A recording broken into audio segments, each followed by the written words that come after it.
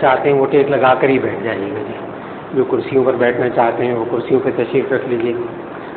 جو کرسیوں پہ تشریف فرما حضرات وہ اگر ایک سائڈ پہ آ جائیں گے تو جو سامنے بیٹھنے والے پیچھے والے حضرات ہیں ان کو ذرا سہولت ہو جائے گی. ادھر کرسیوں والے حضرات لائن بنا لیجیے گا, ادھر بھی لائن بنا لیجیے گا, بے فکر ہو کے. اپنے آرام کا ذرا خیال رکھیے گا جی.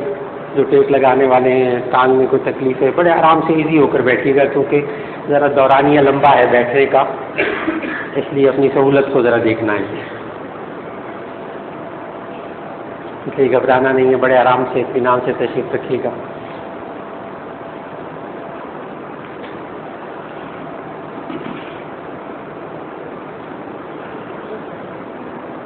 نحمدہ و نصلی علی رسولہ الکریم.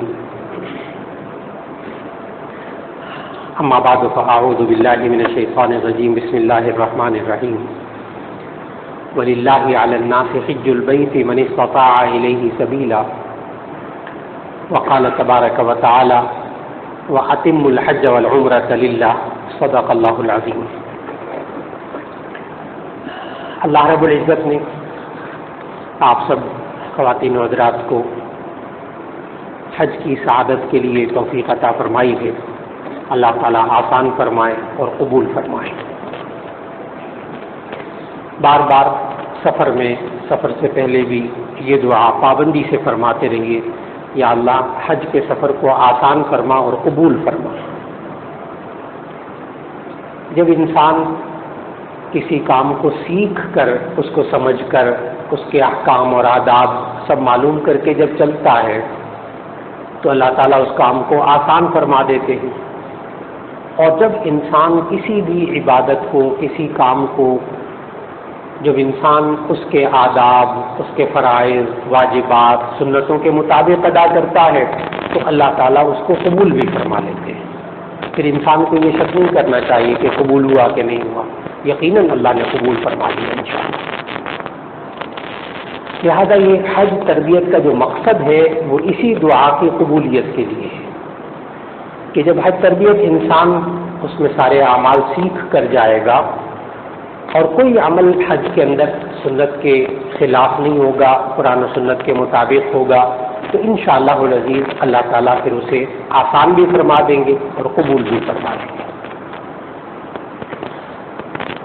سب سے پہلے یہ بات کہ آپ حضرات خواتین حج کرنے تشریف لے جا رہے ہیں تو ہمیں نبی صلی اللہ علیہ وسلم نے حج کرنے کے 3 طریقے بتائے ہیں کہ آپ ان 3 میں سے کسی بھی طریقے سے حج ادا کر سکتے ہیں اپنی سہولت کو دیکھتے ہوئے.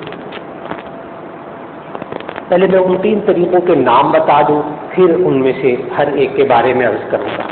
پہلی بات تو یہ ہے کہ ایک ہے حج افراد, ایک طریقہ حج افراد, ایک طریقہ ہے حج قران, تیسرا طریقہ ہے حج تمتع.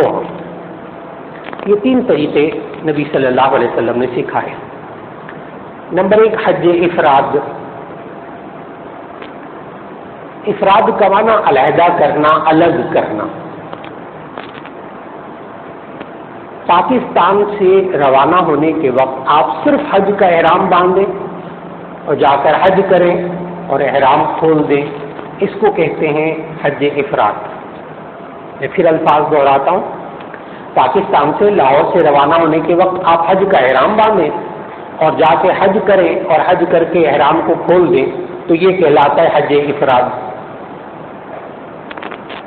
لیکن اس میں پاکستان سے جانے والوں کے لیے دقت ہوتی ہے کہ پھر پاکستان سے روانہ ہونے سے لے کر حج سے فارغ ہونے تک حالت احرام میں رہنا پڑتا ہے. 20 دن 25 دن 30 دن 20-25 دن تو کم از کم حالت احرام میں رہنا پڑتا ہے. وہ بڑی دقت کی بات ہے. اس لیے عام طور پر پاکستان سے روانہ ہونے والے حاجی حضرات حج افراد نہیں کرتے. جو وہاں قریب ہیں مکہ مکرمہ کے, جدہ میں کوئی لوگ رہتے ہیں یا کوئی ریاض وغیرہ میں رہتے ہیں, یا پاکستان سے بالکل آخری فلائٹس میں جانے والے جو حضرات ہوتے ہیں, وہ حج افراد ان کے لیے آسان ہوتا ہے کہ بھی چند دن احرام باندھنا پڑتا ہے. پھر بھی پاکستان سے جانے والے جو حضرات آخری فلائٹوں میں بھی جائیں گے نا, انہیں جو حج کا احرام باندھنا پڑے گا وہ کم از کم 11 دن 12 دن حج افراد کا کم از کم 11-12 دن باندھنا پڑے گا. اس لیے پاکستان سے جانے والے حضرات حج افراد نہیں کرتے ہیں. وجہ میں نے بتا دی کہ احرام کی پابندیاں اچھی خاصی وقت گزارنا پڑتا ہے. دوسرا طریقہ ہے حج قران. حج قران جس طرح قرآن لکھتے ہیں بالکل اسی طرح لفظ قران قاف رے الف نون. قران کا معنی ہوتا ہے ملانا، ملنا ملانا، کہ آپ حج اور عمرے کو ملا کر ادا کرتے ہیں تو اس کو قران کہتے ہیں. اس کا طریقہ بھی بہت آسان کہ آپ پاکستان سے روانہ ہونے کے وقت لاہور ایئرپورٹ سے آپ حج اور عمرے دونوں کا اکٹھا احرام باندھیں. حج اور عمرے دونوں کا اکٹھا احرام باندھیں اور جا کر پہلے عمرہ کریں گے. حج قران میں پہلے جا کر عمرہ کریں گے، احرام نہیں کھول سکیں گے کیونکہ آپ حج کا بھی احرام باندھ چکے، اس لیے آپ حج کر کے احرام کھولیں گے. اب آپ فوراً بات سمجھ گئے کہ اس میں بھی وہی بات ہے کہ احرام کی بہت زیادہ لمبی مدت ہو جاتی ہے، خاص طور پر خواتین ہوں، بزرگ افراد ہوں تو بڑی مشکل پیش آتی ہے. اس لیے پاکستان سے جانے والے افراد حج قران بھی نہیں کرتے. ہاں البتہ آخری فلائٹس میں جانے والے حج قران کر لیں تو وہ 10-11 دن 12 دن احرام باندھنا پڑتا ہے، ہو جاتا ہے. تو دو پہلی قسمیں ہو گئیں، ایک حج افراد یعنی پاکستان سے جاتے وقت صرف حج کا احرام باندھنا، وہ بھی عام لوگوں کو تلقین نہیں کرنی چاہیے کیونکہ مشکل ہو جاتا ہے. نمبر 2 قران، وہ آخری فلائٹس والے مسئلہ پوچھ کر مفتیان کرام سے، چند مسئلوں کا فرق ہے، زیادہ نہیں ہے، چند باتوں کا فرق ہے، وہ سمجھ لینا چاہیے. اب تیسرا ہے حج تمتع، جو پاکستان سے جانے والے سب سے زیادہ یہ والا حج طریقہ اختیار کرتے ہیں. یہ آسان ہے بہت، یہ بہت آسان ہے. حج تمتع، تمتع کا مطلب ہوتا ہے فائدہ اٹھانا، فائدہ اٹھانا. اور اللہ تعالیٰ نے اس کا ذکر سورۃ البقرہ میں فرمایا حج تمتع کا.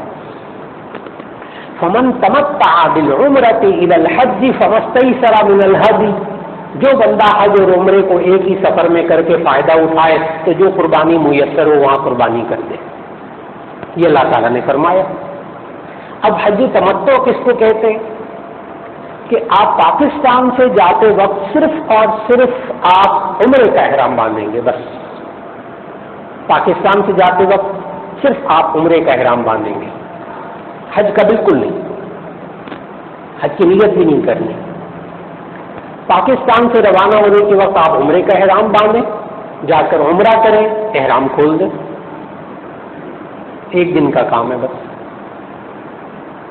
پھر اس کے بعد جب حج پہ جانا ہوگا مینا، 8 ذی الحجہ کو مینا جب لے کے جائیں گے، حج کا احرام آپ باندھیں گے تو 8، 9، 10، 8، 9، 10 3 دن آپ نے اور احرام باندھنا ہوگا. 10 تاریخ کو پھر احرام کھول دیں گے آپ. اس طرح پورے حج کے سفر میں حج تمتع کی صورت میں آپ نے صرف 4 دن احرام باندھنا ہے، بس 4 دن احرام کی پابندیاں، 1 دن عمرے کی اور 3 دن حج کی، بس باقی وقت میں عام کپڑوں میں. یہ سب سے زیادہ سہولت ہے کہ احرام کی پابندی یہاں پر کوئی نہیں ہوگی سارے سفر میں، 30 دن 35 دن باقی سارے باقی. یہ سب سے بڑی سہولت ہے اور آسانی ہے خواتین کے لیے بھی اور مردوں کے لیے بھی. لہذا حج تربیت کے اندر پاکستان کے اندر عام طور پر حج تمتع کا طریقہ بیان کرتے ہیں، تینوں کا نہیں بیان کرتے ورنہ وہ مکس ہو جاتا ہے، سارا غلط ملت ہو جاتا ہے. عام بندے عوام نہیں یاد رکھ سکتے کہ کون سا مسئلہ کس کا بیان کیا گیا. لہذا اگر باقی حج افراد اور قران کی ضرورت پڑ جائے تو وہ مفتی صاحب سے الگ سے پوچھ لیجیے گا کیا طریقہ، چند منٹ میں آپ کو باقی طریقہ آپ نے وہی ذہن میں رکھنا ہے. اور حج تمتع کا کیا طریقہ ہوا کہ پہلے آپ نے عمرہ کرنا ہے پھر حج کرنا ہے، اس طرح آپ کا حج تمتع ادا ہو جائے گا. اور کل پابندیاں عمرے کی، احرام کی، عمرہ اور حج ملا کے یہ حج تمتع کی 4 دن پابندیاں ہوں گی بس. یہ سب سے آسان طریقہ. اب پاکستان حکومت نے جو اب شیڈول دیا ہے پرائیویٹ حاجیوں کے لیے بھی اور سرکاری حاجیوں کے لیے بھی، وہ یہ ہے کہ اب جو حضرات حاجی پہلے مدینہ منورہ جائیں گے تو وہ پھر آئیں گے واپس جدہ سے، مکہ مکرمہ سے سیدھا جدہ اور جدہ سے پاکستان. اور جو حاجی حضرات پہلے جائیں گے جدہ مکہ تو وہ پھر مدینہ منورہ سے سیدھا پاکستان. یہ اب تقریباً طے ہو چکا اور اخبارات میں بھی آ چکا ہے، اعلان بھی ہو چکا ہے، سب کا شیڈول بھی اسی طرح آ رہا ہے. جو پہلے مدینہ جائیں گے وہ پھر واپسی میں مکہ سے آئیں گے، اور جو جاتے وقت پہلے مکہ جائیں گے وہ واپسی مدینہ منورہ سے پاکستان. یہ آپ حضرات نے ذہن میں رکھ لینا ہے. اس میں تھوڑی سی پہلے سے بات سمجھ لیجیے گا کہ آپ میں سے جو حاجی حضرات پہلے مدینہ منورہ جائیں گے وہ پاکستان سے احرام کوئی بھی باندھ کر نہیں جائے گا. یہ ٹیکنیکل بات ذہن میں رکھنی ہے. جو آپ میں سے پاکستانی حضرات پہلے مدینہ منورہ جائیں گے وہ پاکستان سے عام کپڑوں میں جائیں گے. اسی طرح بس خواتین بھی مرد بھی احرام بالکل نہیں باندھیں گے مدینہ منورہ جانے والے حضرات، اس لیے کہ نبی صلی اللہ علیہ وسلم نے جو میقات بتائے ہیں کہ یہاں سے حاجی یا جو بھی عمرہ کرنے والا وہ احرام باندھ کے اندر جا سکتا ہے، تو جب مدینہ منورہ فلائٹ جاتی ہے نا وہ میقات کے اوپر سے نہیں گزرتی. یہ ہے اصل بات. ہمارے پاکستانیوں کے لیے میقات ہے یلملم، اور وہ جب جدہ جائے گی نا فلائٹ، جدہ سے آپ مکہ جائیں گے تو پھر وہ جدہ سے ذرا پہلے آپ یلملم کے پاس سے گزریں گے. اس لیے جو حضرات پہلے مکہ جائیں گے تو وہ حضرات پاکستان سے احرام باندھ کے جائیں گے، اور جو حضرات پہلے مدینہ منورہ جن کی فلائٹ ہوگی، جنہوں نے پہلے مدینہ منورہ جانا ہے، وہ پاکستان سے احرام باندھ کے نہیں جائیں گے. اس دفعہ یہ خاص فرق ہے جو کہ آپ سب حضرات نے ذہنوں میں رکھنا ہے. اب میں عرض کروں گا اچھا وہ حضرات کہاں سے احرام باندھیں گے جو مدینہ منورہ جائیں گے، وہ بھی یہیں میں بھی واضح کرتا چلا جاؤں کہ جن حضرات نے پہلے مدینہ منورہ جانا ہوگا وہ یہاں سے عام کپڑوں میں جائیں گے. مدینہ منورہ جتنے دن ٹھہرنا ہے آپ ٹھہریں گے. پھر آپ کو جب وہ بتائیں گے جی کہ اب آپ نے مکہ مکرمہ جانا ہے تو وہاں سے بھی آپ پہلے احرام باندھیں گے. اس کا طریقہ بھی میں عرض کر دوں گا انشاءاللہ کہ آپ مدینہ منورہ میں اپنے ہوٹل ہی سے احرام باندھ کے احرام کا لباس پہن کے روانہ ہوں گے، اور پھر اس کے بعد بیر علی پر جا کر بسیں لازماً رکیں گی. بیر علی وہاں میقات ہے، بیر علی میقات ہے، اس کو کہتے ہیں جوفہ. یہ بیر علی آج کل مشہور ہے اور وہاں مسجد بھی بنی ہوئی ہے، وضو کی جگہ بھی ہے، نہانے کی جگہ بھی ہے، احرام باندھنے کی بھی جگہ ہے. لیکن آسان طریقہ یہ ہے کہ آپ مدینہ منورہ سے روانہ ہونے کے وقت اپنے ہوٹل سے احرام کی چادریں وغیرہ باندھ لیں اور پھر بیر علی پہ جا کے 2 رکعت نفل پڑھیں. ابھی میں احرام کی طریقے نیت وغیرہ بتاؤں گا تو وہ آپ نے اس وقت وہاں کرنی ہوگی. تو آپ عمرے کی نیت کر کے مکے چلے جائیں گے، مکہ جا کر عمرہ کریں گے، احرام کھول دیں گے. پھر 8 ذی الحجہ کو جب مینا جانا ہوگا اس وقت آپ حج کا احرام باندھیں گے. اب یہ حج تمتع کا نا ایک خاکہ آپ کے ذہن میں آ گیا کہ حج تمتع میں پہلے عمرہ ہوتا ہے پھر حج ہوتا ہے. پاکستان سے جانے کے وقت میں جب آپ عمرے کا احرام باندھیں گے تو اس کا بھی یہی طریقہ ہے، مدینہ منورہ سے جب باندھیں گے اس کا بھی وہی طریقہ ہے. اب آپ حضرات نے یہ ذہن میں رکھ لیا کہ پاکستان سے جانے کے وقت پہلے آپ نے عمرہ کرنا ہے. اب اس کے لیے چند باتیں. پہلی بات تو یہ کہ پاکستان سے جو حضرات ایئرپورٹ سے لاہور ایئرپورٹ سے باندھیں گے نا احرام، پہلے ان کے لیے میں باتیں عرض کر دوں، پھر مدینہ منورہ سے جو جائیں گے ان کے لیے باتیں عرض کروں گا انشاءاللہ.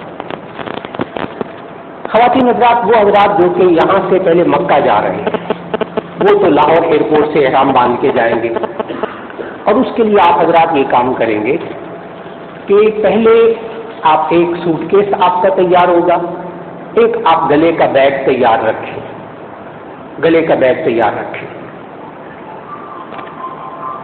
اور بعض ساتھی بعض احباب کہتے ہیں کہ ہم صرف پیٹی باندھ لیں بس وہ کافی نہیں ہے، تو اس میں عرض کروں گا کہ نہیں، آپ ساتھ بیگ ضرور چھوٹا گلے میں ڈالنے والا بیگ ضرور رکھیں. پیٹی بھی باندھ لیں پیسوں ویسوں کے لیے، لیکن آپ گلے کا بیگ ضرور رکھیں، اس کی وجہ میں بھی بتاتا ہوں، کیونکہ ابھی آپ کو یہ کتاب بھی ملے گی انشاءاللہ، آپ میں سے ہر ایک خاتون کو، ہر ایک مرد کو یہ کتاب ملے گی، ایک گفٹ پیک ملے گا آپ کو انشاءاللہ مفت، اس میں یہ کتاب آپ نے اپنے گلے کے بیگ میں ہر وقت رکھنی ہے۔ آج تو پورا جتنا بیان ہے، سارا طریقہ وہ اس کتاب میں موجود ہے۔ جو لکھنے والے حضرات خواتین ہیں وہ لکھتے بھی رہیے، کیونکہ اپنے نوٹس بہرحال بڑے اہم ہوتے ہیں۔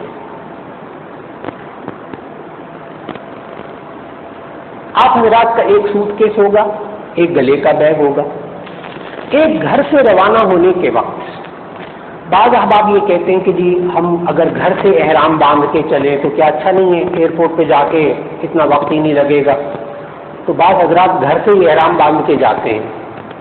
آپ حضرات جو تربیت لینے والے حضرات ہیں وہ ایسا نہ کریں، گھر سے احرام باندھ کے نہ جائیے، چاہے آپ نے ڈائریکٹ ایئرپورٹ جانا ہے تب بھی گھر سے احرام باندھ کے نہ جائیں، اس لیے کہ جب آپ ایئرپورٹ پر پہنچیں گے تو پہلے سامان کی تلاشی ہوگی، سامان اٹھانا ہے، رکھنا ہے، تو آپ کو خود ہی کرنا پڑتا ہے تقریباً، پھر وہ سامان کو اسکینر میں سے گزارنا ہے، پھر اس کے بعد آگے جا کر بکنگ کروانی ہے، بورڈنگ کے لیے کھڑا ہونا ہے، لائنوں میں کھڑا ہونا ہے، اچھا خاصا پسینہ وسینہ آ جاتا ہے، اور کبھی احرام کھل رہا ہوتا ہے، کبھی ادھر سے گر رہا ہوتا ہے، کبھی تہبند کا سنبھالنا ہوتا ہے، تو اچھی خاصی دقت ہوتی ہے۔ تو ذاتی مشورہ یہ ہے کہ آپ، بہتر طریقہ یہ ہے کہ آپ حضرات ایئرپورٹ پر پہنچ کر احرام باندھیں، باقی عام لباس میں رہے تاکہ ایزی رہے بالکل۔ گھر سے نہا دھو لیں، اچھی طرح شیمپو وغیرہ لگا لیں اور نہا دھو کے آپ گھر سے روانہ ہوں۔ پہلے مردوں کے لیے احرام کا طریقہ عرض کروں گا، پھر خواتین کے لیے۔ مرد حضرات ایک سوٹ کیس، ایک گلے کا بیگ اور ایک چھوٹا بیگ تیار رکھیں کہ جس میں 2 چادریں احرام کی اور ایک ہوائی چپل، یہ الگ سے تیار رکھیں۔ خواتین بھی غور سے سنیں اس بات کے لیے کہ جو مرد جا رہے ہیں ان کے لیے تیاری کیسے کرنی ہے، کیونکہ ہو یہ رہا ہے کہ خواتین جب سامان تیار کرتی ہیں تو ایک گلے کا بیگ ہوتا ہے وہ دے دیتے ہیں، اور جو احرام کی چادریں، ہوائی چپل وہ سوٹ کیس میں پیک کر دیتے ہیں۔ اب جاتے ساتھ میں پہلے بورڈنگ ہوتی ہے اور بورڈنگ کے بعد پھر آپ نے لاؤنج میں جانا ہوتا ہے۔ اب جب لاؤنج میں پہنچتے ہیں نا وہاں احرام باندھنے کے لیے، تو احرام تو بک ہو چکا، وہ تو آپ جا مکے ملے گا اب آپ کو، اب مشکل ہوتی ہے، وہاں پھر احرام خریدنا پڑتا ہے، ایئرپورٹ سے بڑا مہنگا احرام ہوتا ہے، اچھا خاصا۔ تو اس لیے آپ حضرات پہلا کام یہ کیجیے، اور وہاں ایئرپورٹ پہ بھی صندوق کھولنا، احرام نکالنا، اس کا موقع زیادہ نہیں ملتا، اتنا وقت نہیں ملتا، اس لیے آپ احرام کی 2 چادریں اور ایک ہوائی چپل، یہ ایک چھوٹا سا بیگ ہاتھ میں آپ رکھیں، یہ لازمی ہو جائے، یہ سامان میں نہ رکھیں اور یہ کسی کے ہاتھ میں بھی نہ دیں۔ اب ہوتا کیا ہے کہ وقت تجربے کی چھوٹی چھوٹی باتیں لیکن بڑی ضروری باتیں، اصل میں یہ ہے تربیت کی باتیں۔ ہوتا یہ ہے کہ چھوٹا بیگ بنا لیا، وہ کسی آپ نے کہا جی کہ آپ گلے والے ملے ہیں، بس میں یہ ہاتھ یہ سامان مجھے پکڑا دیں، آپ آرام سے مل لیں، بس وہ یاد کار کے ڈگی میں رہ جائے گا یا گھر میں رہ جائے گا یا ان سے آپ کے ہاتھ میں رہ جائے گا، اور آپ جب بورڈنگ کے بعد احرام باندھنے لگیں گے تو پتہ چلے گا وہ تھیلا نہیں، وہ ہاتھ میں آپ کے نہیں آئے گا۔ آپ نے گھر سے نکلنے کے بعد ایک گلے والا تھیلا اور ایک احرام والا تھیلا کسی کو نہیں دینا، بالکل نہ کسی کو دینا، کہیں رکھے بھی نہ، اپنے ہاتھ میں رکھیں۔ جب بورڈنگ ہو جائے اس کے بعد آپ آرام سے اندر جائیے۔ بورڈنگ کے وقت میں بھی خیال رکھیں کہ آپ کے پاس تھیلا ہے کہ نہیں، کہ بھوک تو نہیں ہو گیا، یہ اندر تو نہیں ڈال دیا۔ دونوں چادریں احرام کی اور ہوائی چپل یہ گھر سے لے کر جائیے۔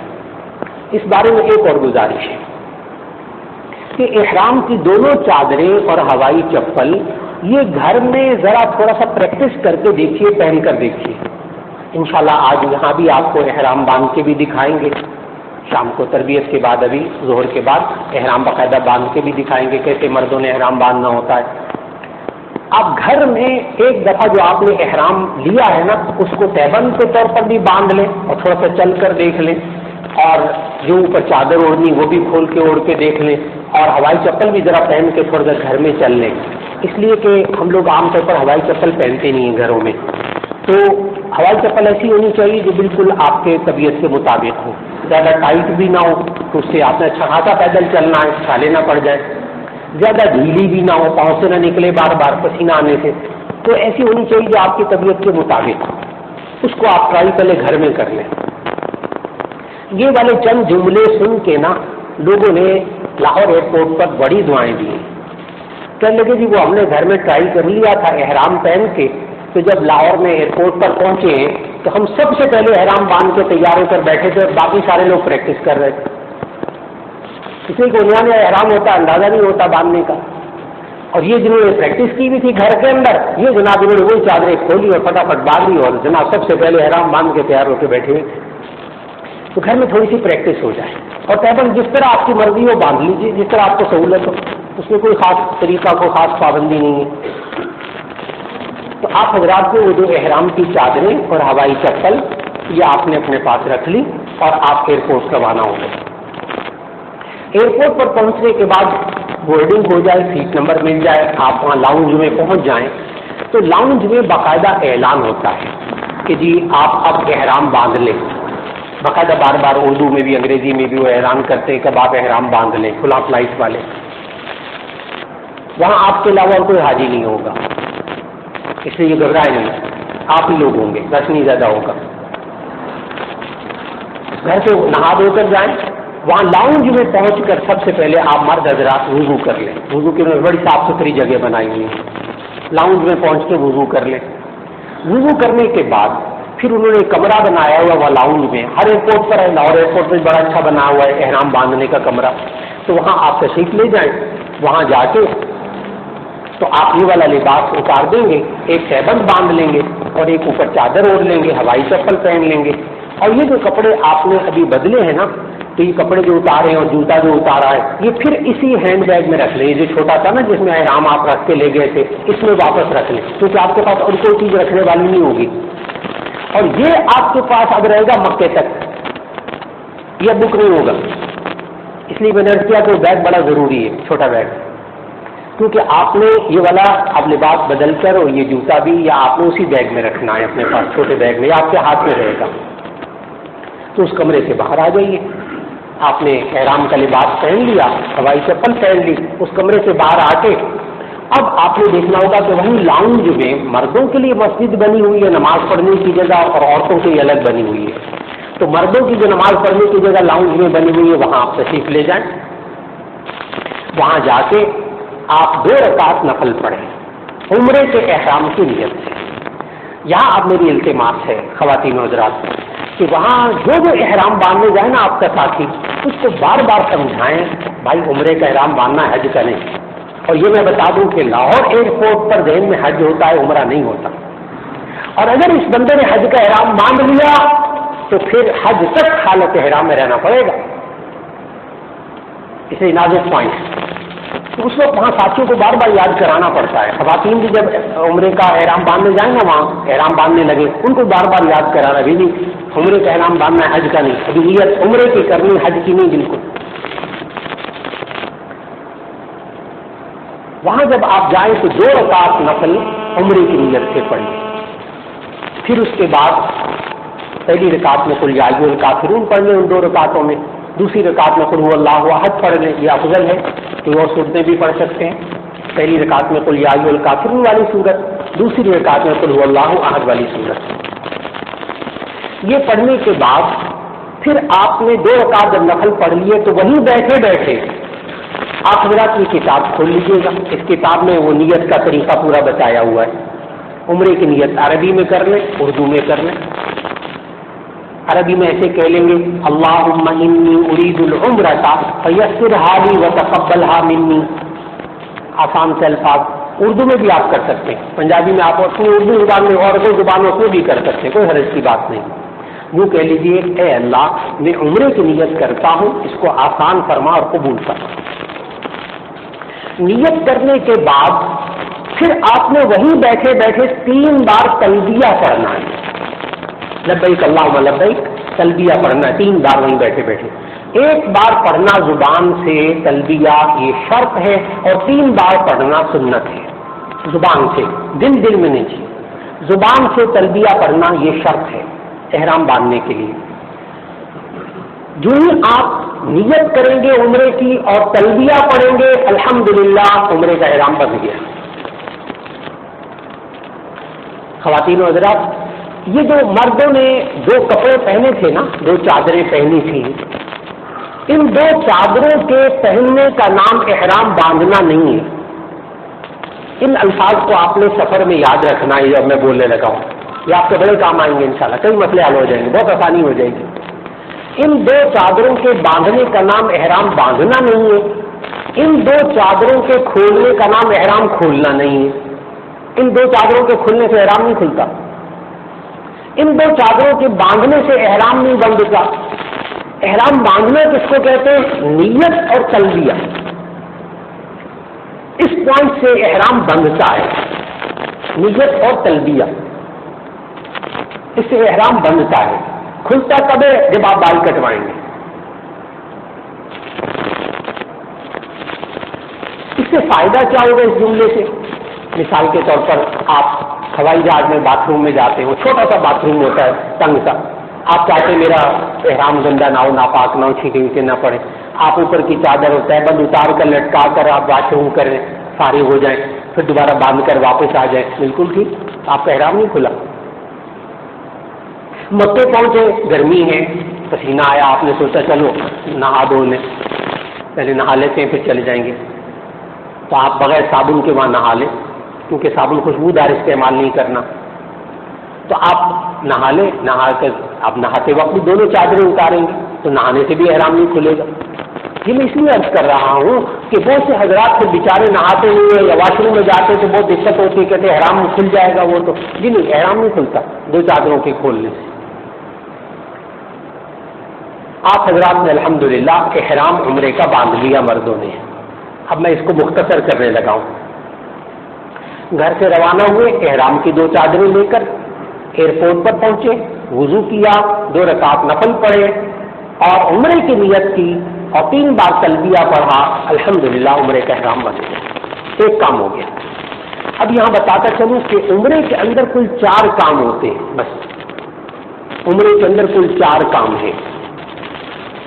بندہ 4 کام کر لے تو عمرہ ہو جاتا ہے.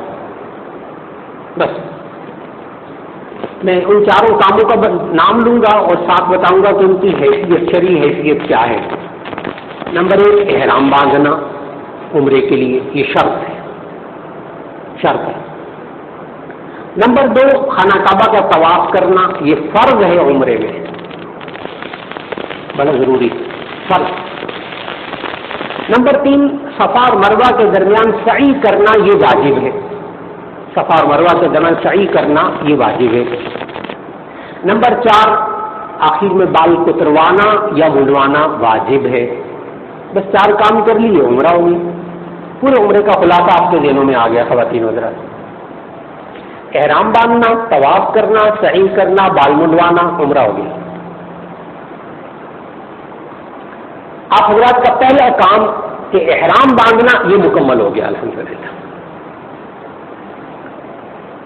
اب یہی میں ذکر کرتا جاؤں کہ جو حضرات مدینہ منورہ جائیں گے وہ کیسے احرام باندھیں گے, کہ وہ اپنے ہوٹل ہی میں, کمرے میں, اپنے ہوٹل میں وہی غسل خانے میں نہا دھو کر تیار ہو کر چادریں باندھ لیں, سامان پیک کر لیں اور بس میں بیٹھ جائیں گے. آپ بس میں بیٹھ کر وہ لازماً رکیں گے ڈیر علی پر. یہ ان کا قانون اور ضابطہ ہے باقاعدہ, یہ گھبرانا نہیں ہے. تو ڈیر علی پہ وہاں رکیں گے, یہ میقات ہے اور یہ وہ جگہ ہے جہاں سے نبی صلی اللہ علیہ وسلم نے احرام باندھا تھا حج کا. تو آپ حضرات وہاں رک کر وضو نہ ہو تو وضو کر لیں اور 2 رکعت نفل پڑھیں گے, وہیں بیٹھے بیٹھے نیت کریں گے عمرے کی اور 3 بار تلبیہ پڑھیں گے. الحمدللہ عمرے کا احرام بن گیا. اب آپ مکے کی طرف روانہ ہو جائیں. بالکل یہی طریقہ.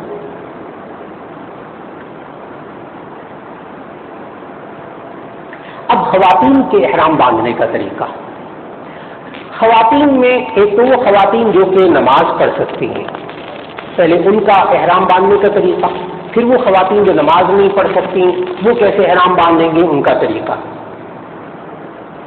وہ خواتین جو نماز پڑھ سکتی ہیں, شرعی عذر رہی ہیں, تو وہ گھر سے نہا دھو کر کپڑے بدل کر پردے کا اہتمام کر کے ایئرپورٹ پر روانہ ہو جائیں. ایئرپورٹ پر جا کر تو وہ ساتھ گھر سے اسکارف لے جائیں. اسکارف خواتین سر کے اوپر اوڑھنے کے لیے احرام کی حالت میں چادر یا شال استعمال نہ کریں. چادر, دوپٹہ, شال استعمال نہ کریں. وہ اسکارف استعمال کریں، اس لیے کہ طواف کرتے وقت بھی جدہ ایئرپورٹ پر بھی وہاں کھلی فضا ہوتی ہے، ہوا چل رہی ہوتی ہے، تو چادر اور دوپٹہ اڑتا ہے تو بال کھلتے ہیں، بال سطر ہیں خاتون کے، اس لیے اسکارف باندھیں گی تو بس مطمئن ہو جائے. تو خاتون ایک تو اسکارف باندھیں گی، ایئرپورٹ پر پہنچنے کے بعد وضو کریں، اسکارف باندھ لیں، اور پھر اس کے بعد وہیں خاتون نماز پڑھنے کی جگہ ہوگی، وہاں خاتون جا کر 2 رکعت نفل پڑھیں اور عمرے کی نیت کریں، 3 بار تلبیہ پڑھیں. الحمدللہ خاتون کا بھی عمرے کا احرام بن گیا. بہت آسان کام، کوئی مشکل نہیں. 2 رکعت نفل، اس کے بعد عمرے کی نیت اور 3 بار تلبیہ. اب وہ خواتین جو نماز نہیں پڑھ سکتی شرعی عذر کی وجہ سے، وہ کیا کریں؟ مرد حضرات بھی اس مسئلے کو ضرور سمجھیں تاکہ وہ خواتین کو بتائیں اور خواتین بھی ضرور سمجھیں، کیونکہ حج کے سفر میں خواتین کے لیے بہت بڑا مسئلہ ہوتا ہے یہ والا کہ جی شرعی عذر آ جائے گا، ہم نماز نہیں پڑھ سکیں گے، ہمارا حج کیسے ہوگا اور ہمارا عمرہ کیسے ہوگا، اتنی مشکلات ہو جائیں گی، بہت پریشان ہوتی ہیں. لیکن اب میں عرض کرنے لگا ہوں کہ نبی صلی اللہ علیہ وسلم نے حضرت عائشہ رضی اللہ تعالیٰ عنہ کو صرف ایک لائن کا پیغام دیا ہے، ایک لائن کی ہدایت دی ہے، بس واقعی ایک لائن کی ہے. ایک وہ لائن ذہن میں رکھ لیں، انشاءاللہ العزیز پورے حج اور عمرے کے سفر میں پریشان نہیں ہوں گے. بالکل اپنے ذہن کو فارغ کریں جی، خواتین بھی اور مرد بھی حضرات بھی ذہن میں رکھیں جن کے ساتھ خواتین جا رہی ہیں، پریشان نہیں ہونا. غور سے وہ حدیث سننی ہے، جامع ترمذی کی حدیث ہے کہ نبی صلی اللہ علیہ وسلم نے حضرت عائشہ رضی اللہ تعالیٰ عنہ کو کیا سمجھایا کہ ایسی خاتون جو شرعی عذر میں ہو، نماز نہ پڑھ سکتی ہو، وہ حج اور عمرے کے تمام کام کر سکتی ہے سوائے طواف کے. بس بات مکمل ہو گئی. کیونکہ طواف مسجد میں ہوتا ہے، مسجد حرام میں، خانہ کعبہ والی مسجد میں خاتون جا نہیں سکتی. بس حج اور عمرے کے کاموں میں سے اس خاتون کے لیے کوئی مشکل نہیں ہے سوائے طواف کے، تو گھبرانے کی ضرورت نہیں. آپ دیکھیے گا، ابھی میں بتاتا ہوں کہ احرام کیسے باندھیں گی. یہ خاتون جو پاکستان سے جا رہی مکہ اور انہوں نے یہاں پاکستان سے احرام باندھ کے جانا، نماز نہیں پڑھ سکتی. دیکھیں دین کتنا آسان ہے. بات پتا ہو بندے کو نا، تو ایسی صورت میں، اور یہ ذہن میں رکھیے گا کہ یہاں ہماری اس حج تربیت کے اندر الحمدللہ قرآن اور سنت کے مطابق بات ہوتی ہے. بس دائیں بائیں کی کوئی بات نہیں، قرآن و سنت کے مطابق 100%. یہ خاتون احرام کیسے باندھیں گی جو نماز نہیں پڑھ سکتی؟ جی، یہ اپنے گھر سے نہا دھو کے کپڑے بدل کے تیار ہو کر ایئرپورٹ پر پہنچے. یہ خاتون ایئرپورٹ پر لاؤنج میں بیٹھ کے، اب صرف جہاز میں بیٹھنا ہے یہاں سے، تو لاؤنج میں بیٹھ کر اپنے صوفے پر بیٹھے بیٹھے یہ عمرے کی نیت کریں. وضو کی نہیں کرنا انہوں نے، کچھ نہیں، بس اپنے صوفے پر بیٹھے رہے، بیٹھے بیٹھے عمرے کی نیت کریں اور 3 بار تلبیہ پڑھ لیں، عمرے کا احرام بن گیا بس. اور وہاں جا کر ہوٹل میں 3-4 دن رکی رہیں گی، ہوٹل میں احرام بندہ رہے گا عمرے کا. پھر جب پاک ہو جائیں تو نہا دھو کر جا کر طواف کریں اور باقی جیسے اعمال بتائے جائیں گے ویسے اعمال کریں. کوئی پریشانی کی بات نہیں، کوئی پریشانی کی 1 منٹ کے لیے پریشان ہونے کی ضرورت نہیں، بشرطے کہ آپ کو بات پوری پتا ہو. تو یہ الحمدللہ احرام بن گیا، کوئی پریشان ہونے کی ضرورت نہیں. اب خواتین و حضرات الحمدللہ آپ حضرات نے عمرے کے کاموں میں سے ایک کام آپ کو پورا اچھی طرح سمجھ میں آ گیا، وہ یہ کہ احرام کیسے باندھنا ہے. احرام باندھ کر آپ لاؤنج میں بیٹھے، اب آپ پر احرام کی پابندیاں شروع ہو گئی. میں احرام کی پابندیاں عرض کر دوں، اس لیے کہ یہ بھی ایک بڑا بوجھ ہوتا ہے حاجیوں کے لیے کہ جی وہ احرام کی پابندیاں ہوتی ہیں، کہیں کوئی بال نہ ٹوٹ جائے، کھلا نہ ہو جائے، یہ نہ ہو جائے، بیچارے ڈرے ہوئے ہوتے ہیں حاجی. لیکن جن حاجی حضرات نے تربیت لینے کے بعد الحمدللہ وہاں گئے ہیں، سال ہا سال سے وہ حاجی حضرات بعد میں آ کے اتنی دعائیں دیتے ہیں، کہتے ہیں پورے حج کے اندر ہمارے سے ایک بھی خلاف ورزی نہیں ہوئی احرام کی. آسان ہے، لیکن بشرطے کے بندے کو پتا ہو کہ بھی کیا پابندیاں کیا ہوتی ہیں، بس پتا ہونا چاہیے. بس میں کہتا ہوں آپ کو پورے سفر میں انشاءاللہ ایک مرتبہ بھی احرام کی خلاف ورزی نہیں ہوگی انشاءاللہ. اور اس کے لیے آپ نے کرنا حج تمتع ہے، حج تمتع. اور یہ پابندیاں جو میں بتانے لگا ہوں یہ پورے آپ کے حج کے سفر میں صرف 4 دن ہوں گی بس. 1 دن عمرے کا اور 3 دن حج بس. باقی وقت نہیں بھی کوئی احرام کی پابندی نہیں، ایک پابندی بھی نہیں اس میں. اس لیے آپ حضرات نے بڑی توجہ سے وہ پابندیاں سننی ہیں. کل 7 پابندیاں ہیں جو حضرات حج پہ جا رہے ہیں، عمرہ کرنے جاتے ہیں، احرام باندھنے کے بعد 7 پابندیاں ہیں. نمبر 1، مرد حضرات جب احرام باندھا ہو تو سلا ہوا کپڑا نہیں پہن سکتے. نمبر 1، مرد سلا ہوا کپڑا نہیں پہن سکتے. خواتین پہن سکتی ہیں. ایک شرط مکمل ہو گئی، ایک بات مکمل ہو گئی. مرد سلا ہوا کپڑا نہیں پہن سکتے احرام کی حالت میں. یہ پابندیاں ہیں صرف 4 دن بس. میرے محترم بار بار میں دہراؤں گا اس بات کو، گھبرانا نہیں احرام کی پابندیوں سے، پتہ ہونا چاہیے کیا کرنا ہے. سلا ہوا کپڑا نہیں پہننا احرام کی حالت میں. خواتین پہن سکتی ہیں سلا ہوا کپڑا، ان کے لیے پابندی نہیں ہے. نمبر 2، مرد احرام کی حالت میں اپنا سر اور چہرہ نہیں ڈھانپیں گے. بس مرد حضرات احرام کی حالت میں اپنا سر اور چہرہ نہیں ڈھانپیں گے. احرام کی حالت میں ٹوپی بھی نہیں پہنیں.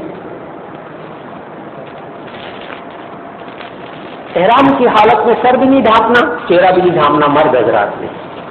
اور خواتین نے اپنا سر ڈھانپنا ہے اسکارف کے ساتھ، اسکارف پہننا ہے. لیکن چہرے کے اوپر کپڑا نہیں لگنا چاہیے، چہرے کے اوپر کپڑا نہیں لگنا چاہیے احرام کی حالت میں. میں نے بتایا 4 دن کی بات ہے صرف. جو خواتین اور پردہ کا اہتمام کرنا چاہیں اس کے لیے طریقہ کیا بہت آسان تھا. جہاں حج کا سامان ملتا ہے نا ان کو کہیے پی کیپ دے دیں. یہ ازواج مطہرات بھی یہی کرتی تھیں کہ وہ کھجوروں کی نا ایک چھجا سا بنا کے اوپر آگے کپڑا لٹکا لیتی تھیں. اور کب چہرے کو کپڑا نہیں لگنا چاہیے اور پردے کا اہتمام بھی ہو جاتا ہے. تو پی کیپ آسان سے مل جاتی ہے. جن خواتین نے جانا ہو وہ مردوں کے ذریعے پی کیپ منگوا کر ایک دفعہ گھر میں ذرا پہن کر چل کے دیکھیں، بالکل صاف نظر آتا ہے، کوئی دقت نہیں. صرف یہ ہے کہ وہ پی کیپ سا ہوتی ہے چھجا سا اسکارف کے اوپر پہن لیتے ہیں اور آگے نقاب لٹکا ہوتا ہے، نقاب بھی بنا بنایا ساتھ ملتا ہے. آپ دیکھیں بالکل صاف نظر آتا ہے، کوئی دقت نہیں. لیکن پردے کا اہتمام ہو جاتا ہے. اور یہ پی کیپ صرف 4 دن بس پورے حج کے سفر میں، اور وہ بھی 4 دن 24 گھنٹے نہیں پہنتے. بس جب مرد سامنے ہو سفر میں ہو تو اس وقت آپ نے پہننا ہے. جب آپ اپنے کمرے میں بیٹھے ہو تو پی کیپ وغیرہ کی کوئی ضرورت نہیں. اس لیے گھبرانا نہیں ہے اس مسئلے میں. تو نمبر 2، مرد چہرہ اور سر نہیں ڈھانپیں گے، خواتین سر کے اوپر اسکارف باندھیں گی اور چہرے کے اوپر کپڑا نہیں لگنے دیں گی. 2 باتیں ہوں گی. نمبر 3، مرد اور خواتین بال نہیں کٹوائیں گے. مرد اور خواتین احرام کی حالت میں بال نہیں کٹوائیں گے. کوئی ایک آدھ بال گر جائے صدقہ وغیرہ دے دے بس. یہ جو ہے نا کہ ذرا سا ہم جو ہے نا وہ وضو کریں گے مسح کریں گے تو سر کا ایک آدھ بال ٹوٹ جائے گا، خارش ہوگی تو بال ٹوٹ گیا، کچھ نہیں ہوتا، اس سے کچھ نہیں ہوتا. یہ کہ بال مونڈنا نہیں ہے، بال باقاعدہ کینچی سے کاٹنے نہیں ہے، یہ پابندی ہے. نمبر 3، خواتین اور مرد احرام کی حالت میں بال نہیں کاٹیں گے. نمبر 4، مرد اور خواتین احرام کی حالت میں ناخن نہیں کاٹیں گے، ہاتھ پاؤں کے ناخن نہیں کاٹیں گے. نمبر 5، مرد اور خواتین احرام کی حالت میں خوشبو نہیں لگائیں گے، خوشبو نہیں لگائیں گے، خوشبودار صابن استعمال نہیں کریں گے. میں نے کہا 4 دن کی پابندی ہے، باقی اور کچھ نہیں ہے.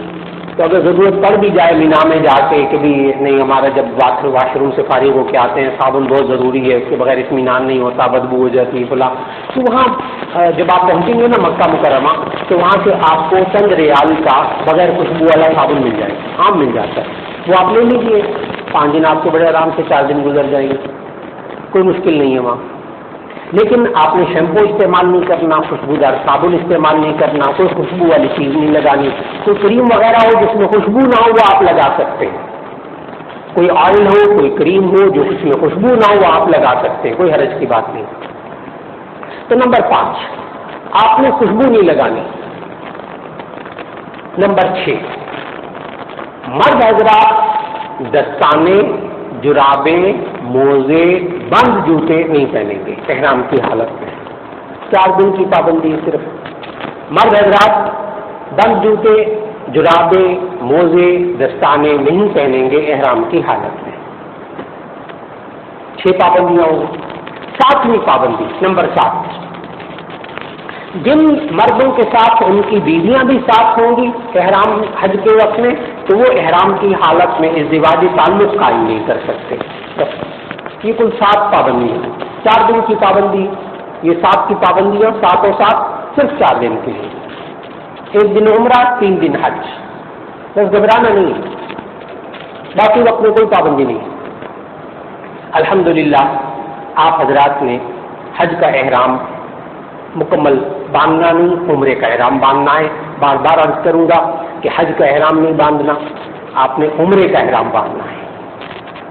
عمرے کا احرام باندھ کے آپ حضرات تیار ہو گئے. تیار ہونے کے بعد آپ ایئرپورٹ پر بیٹھے ہوئے. اب آپ نے ہوائی جہاز میں بیٹھنا ہوگا تھوڑی دیر بعد. ہوائی جہاز میں بیٹھنے کے بعد کوئی پابندی خاص نہیں ہے، صرف ایک بات کا خیال رکھنا ہے، وہ یہ کہ باتھ روم میں جب جائیں نا کوئی بھی صاحب، تو ان کو آپ نے کہنا ہے کہ وہاں صابن رکھا ہوا ہے اور وہاں ہاتھ دھونے والا شیمپو، ہینڈ لوشن رکھا ہوا ہے، وہ بالکل استعمال نہیں کرنا، وہ خوشبودار ہوتا ہے.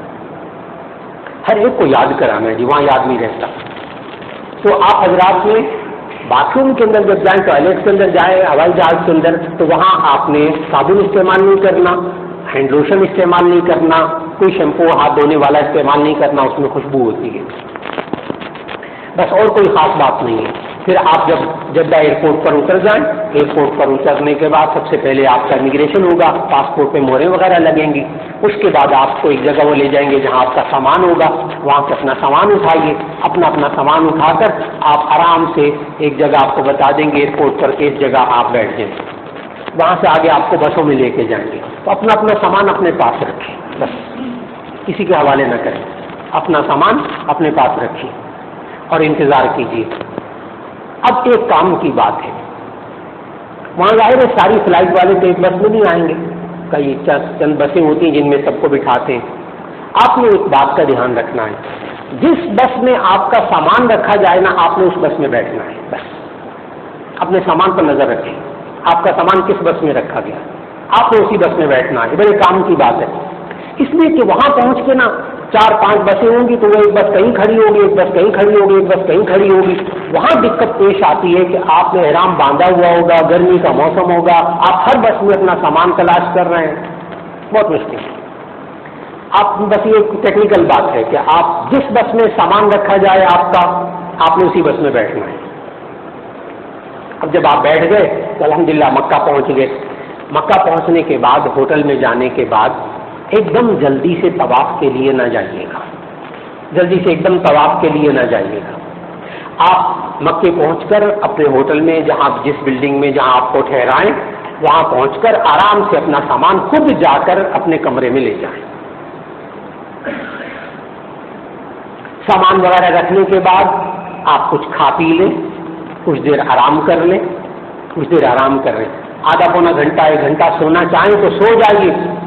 اس لیے کہ اب آپ جب مکے میں پہنچیں گے ایئرپورٹ سے، اس وقت آپ کو گھر سے گئے ہوئے کم از کم 18-20 گھنٹے ہو چکے ہوں گے.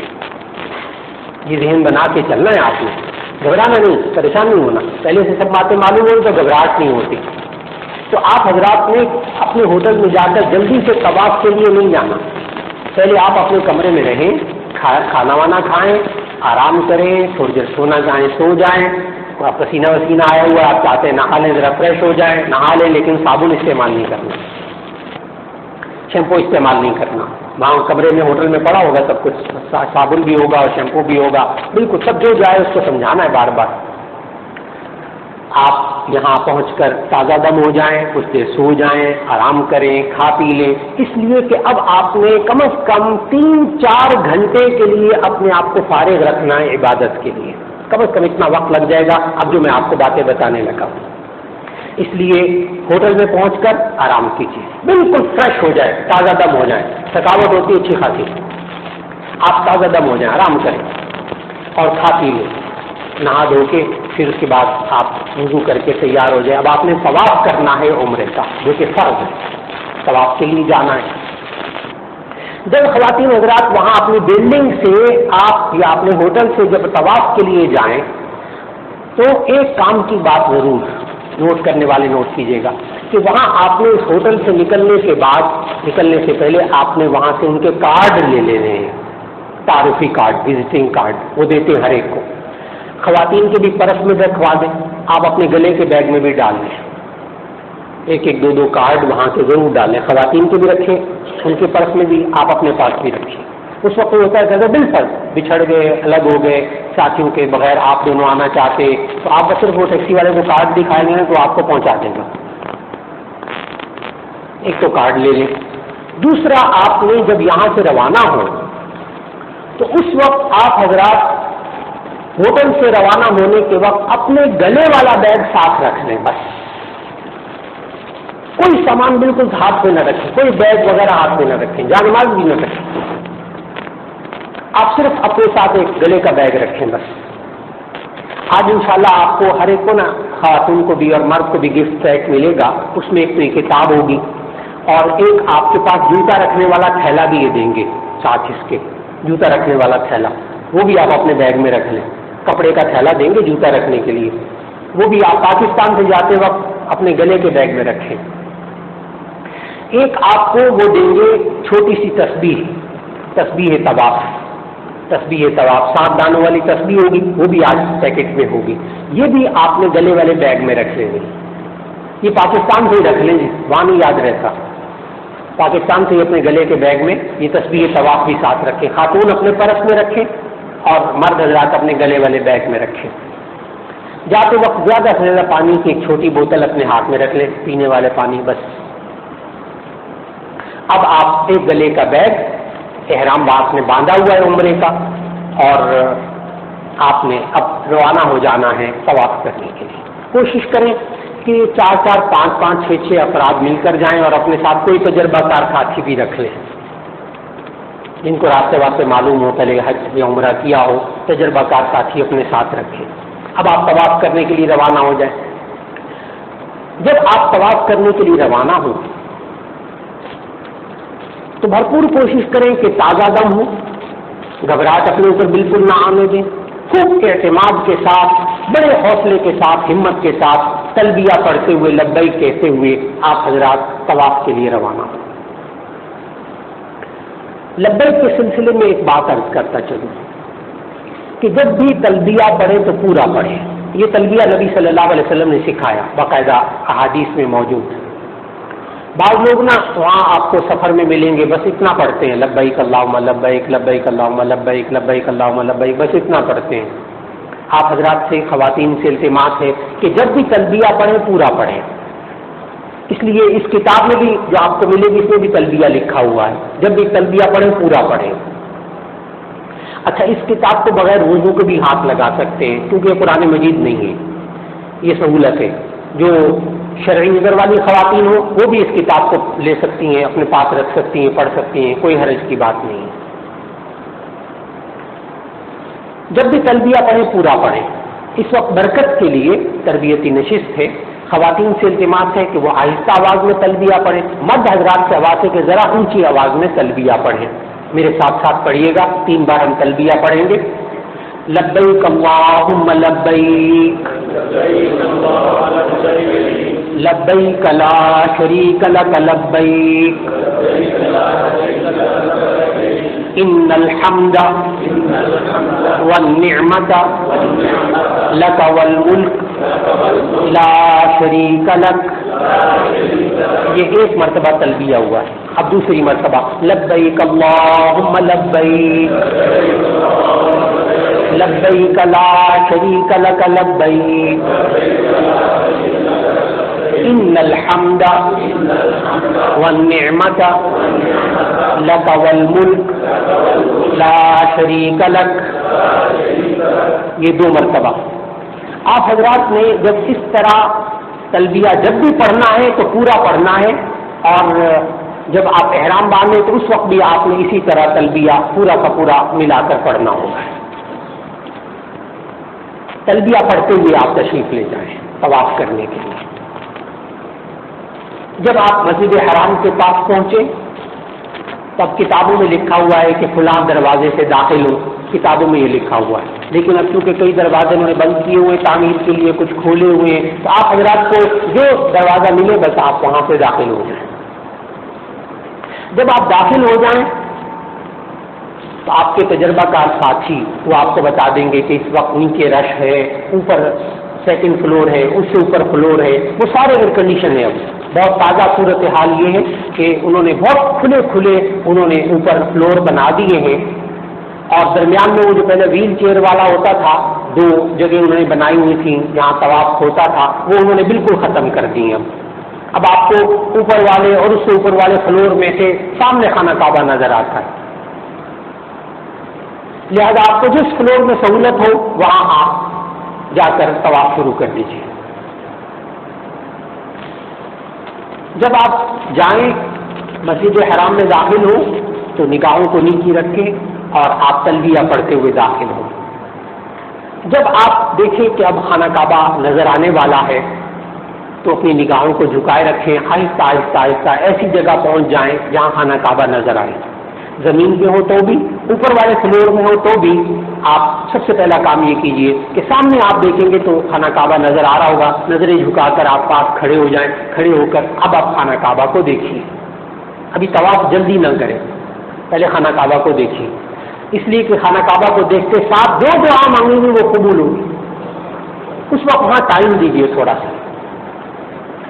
مختلف کتابوں میں مختلف دعائیں لکھی ہیں، لیکن ایک دعا جو کہ آپ خانہ کعبہ کو دیکھتے ساتھ سب سے پہلے دعا مانگیے وہ یہ کہ اے اللہ میں جو دعا مانگوں وہ قبول فرما۔ بس جاتے سب پہلے یہ دعا مانگے، پھر اس کے بعد ایمان کی، ہدایت کی، اپنے بچوں کے لیے، گھر والوں کے لیے، اپنے ملک کے لیے، پوری امت کے لیے خوب دعائیں مانگے۔ یہاں ٹائم دے تھوڑا سا، خانہ کعبہ کو دیکھتے رہیے، زیارت کرتے رہیے اور ہاتھ اٹھا کر دعائیں مانگیے۔ بڑی عجیب کیفیات ہوتی ہے اس وقت، دعائیں مانگیے۔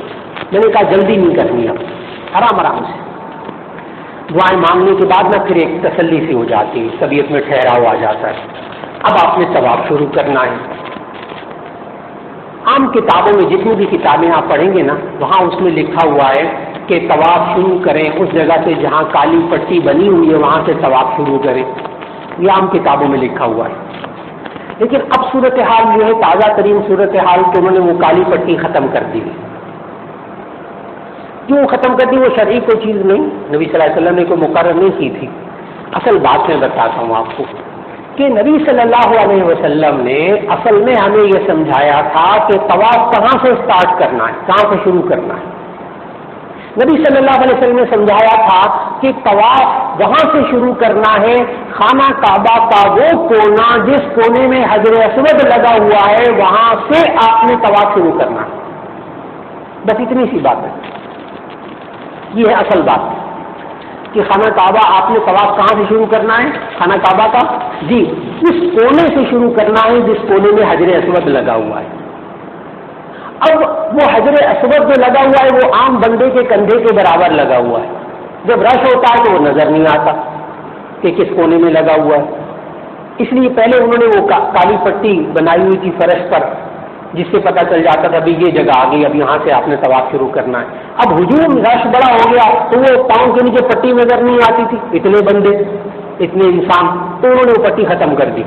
اب اور سہولت والا کام کر دیا انہوں نے۔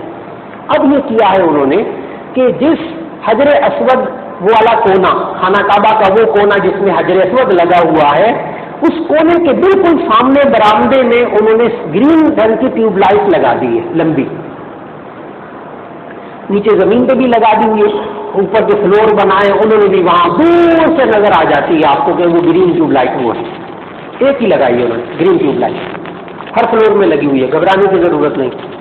تو دعائیں مانگنے کے بعد آپ نے دیکھنا وہ گرین ٹیوب لائٹ کہاں ہے۔ اب میں اس گرین ٹیوب لائٹ، سبز ٹیوب لائٹ کا بار بار ذکر کروں گا جی، یہ ٹیکنیکل پوائنٹ ہے، اس کو ذہن میں رکھنا ہے جی، کیونکہ یہاں سے طواف شروع کرنا اور یہی ختم ہوگا۔ تو آپ نے وہاں کھڑے کھڑے دیکھنا ہے، پوچھ بھی لیں یہاں کہاں طواف کہاں سے شروع ہوتا ہے، آپ کو نظر آ جائے گی دور سے ہی کہ جی وہ گرین ٹیوب لائٹ ہے۔ وہ گرین ٹیوب لائٹ سے ذرا پہلے اپنے آپ کو روک لیں.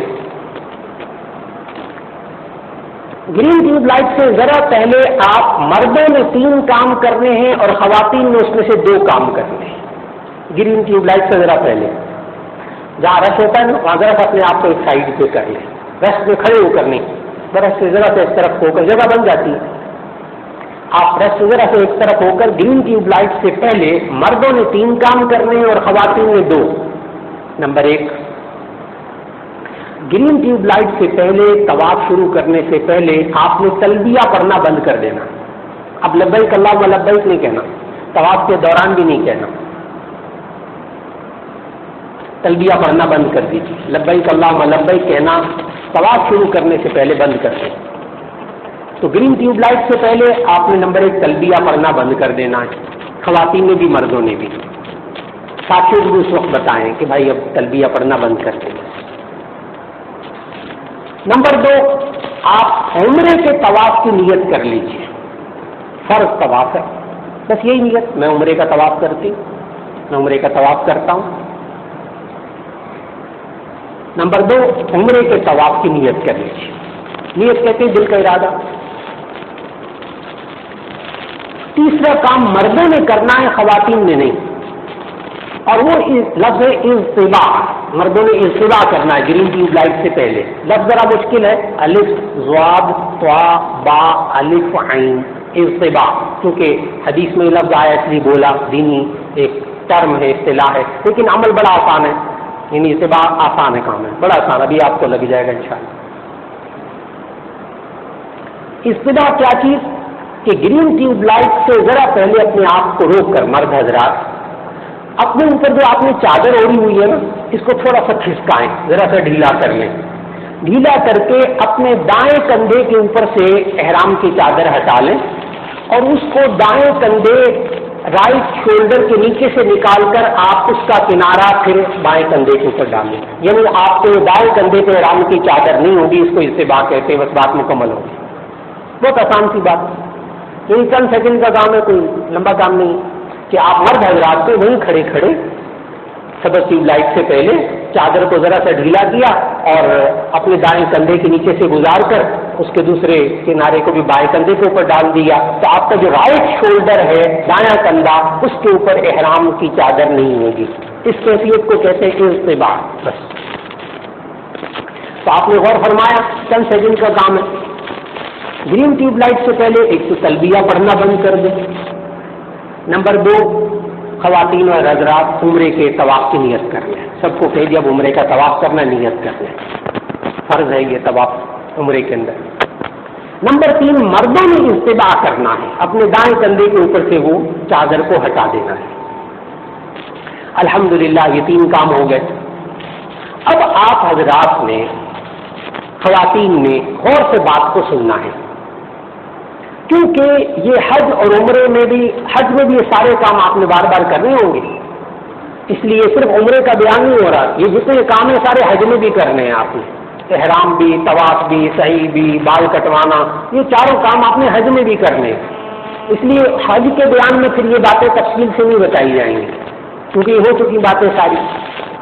اس لیے آپ حضرات نے غور سے دیکھنا ہے طواف کیسے شروع کرنا ہے.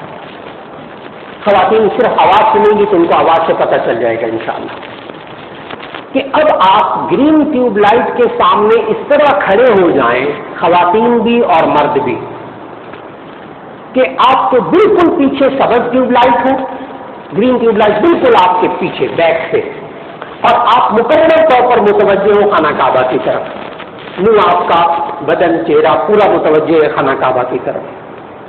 اب اس کیفیت میں آپ نے چند سیکنڈ کے اندر 3 کام کرنے ہیں. 1 منٹ پورا نہیں، رش ہے.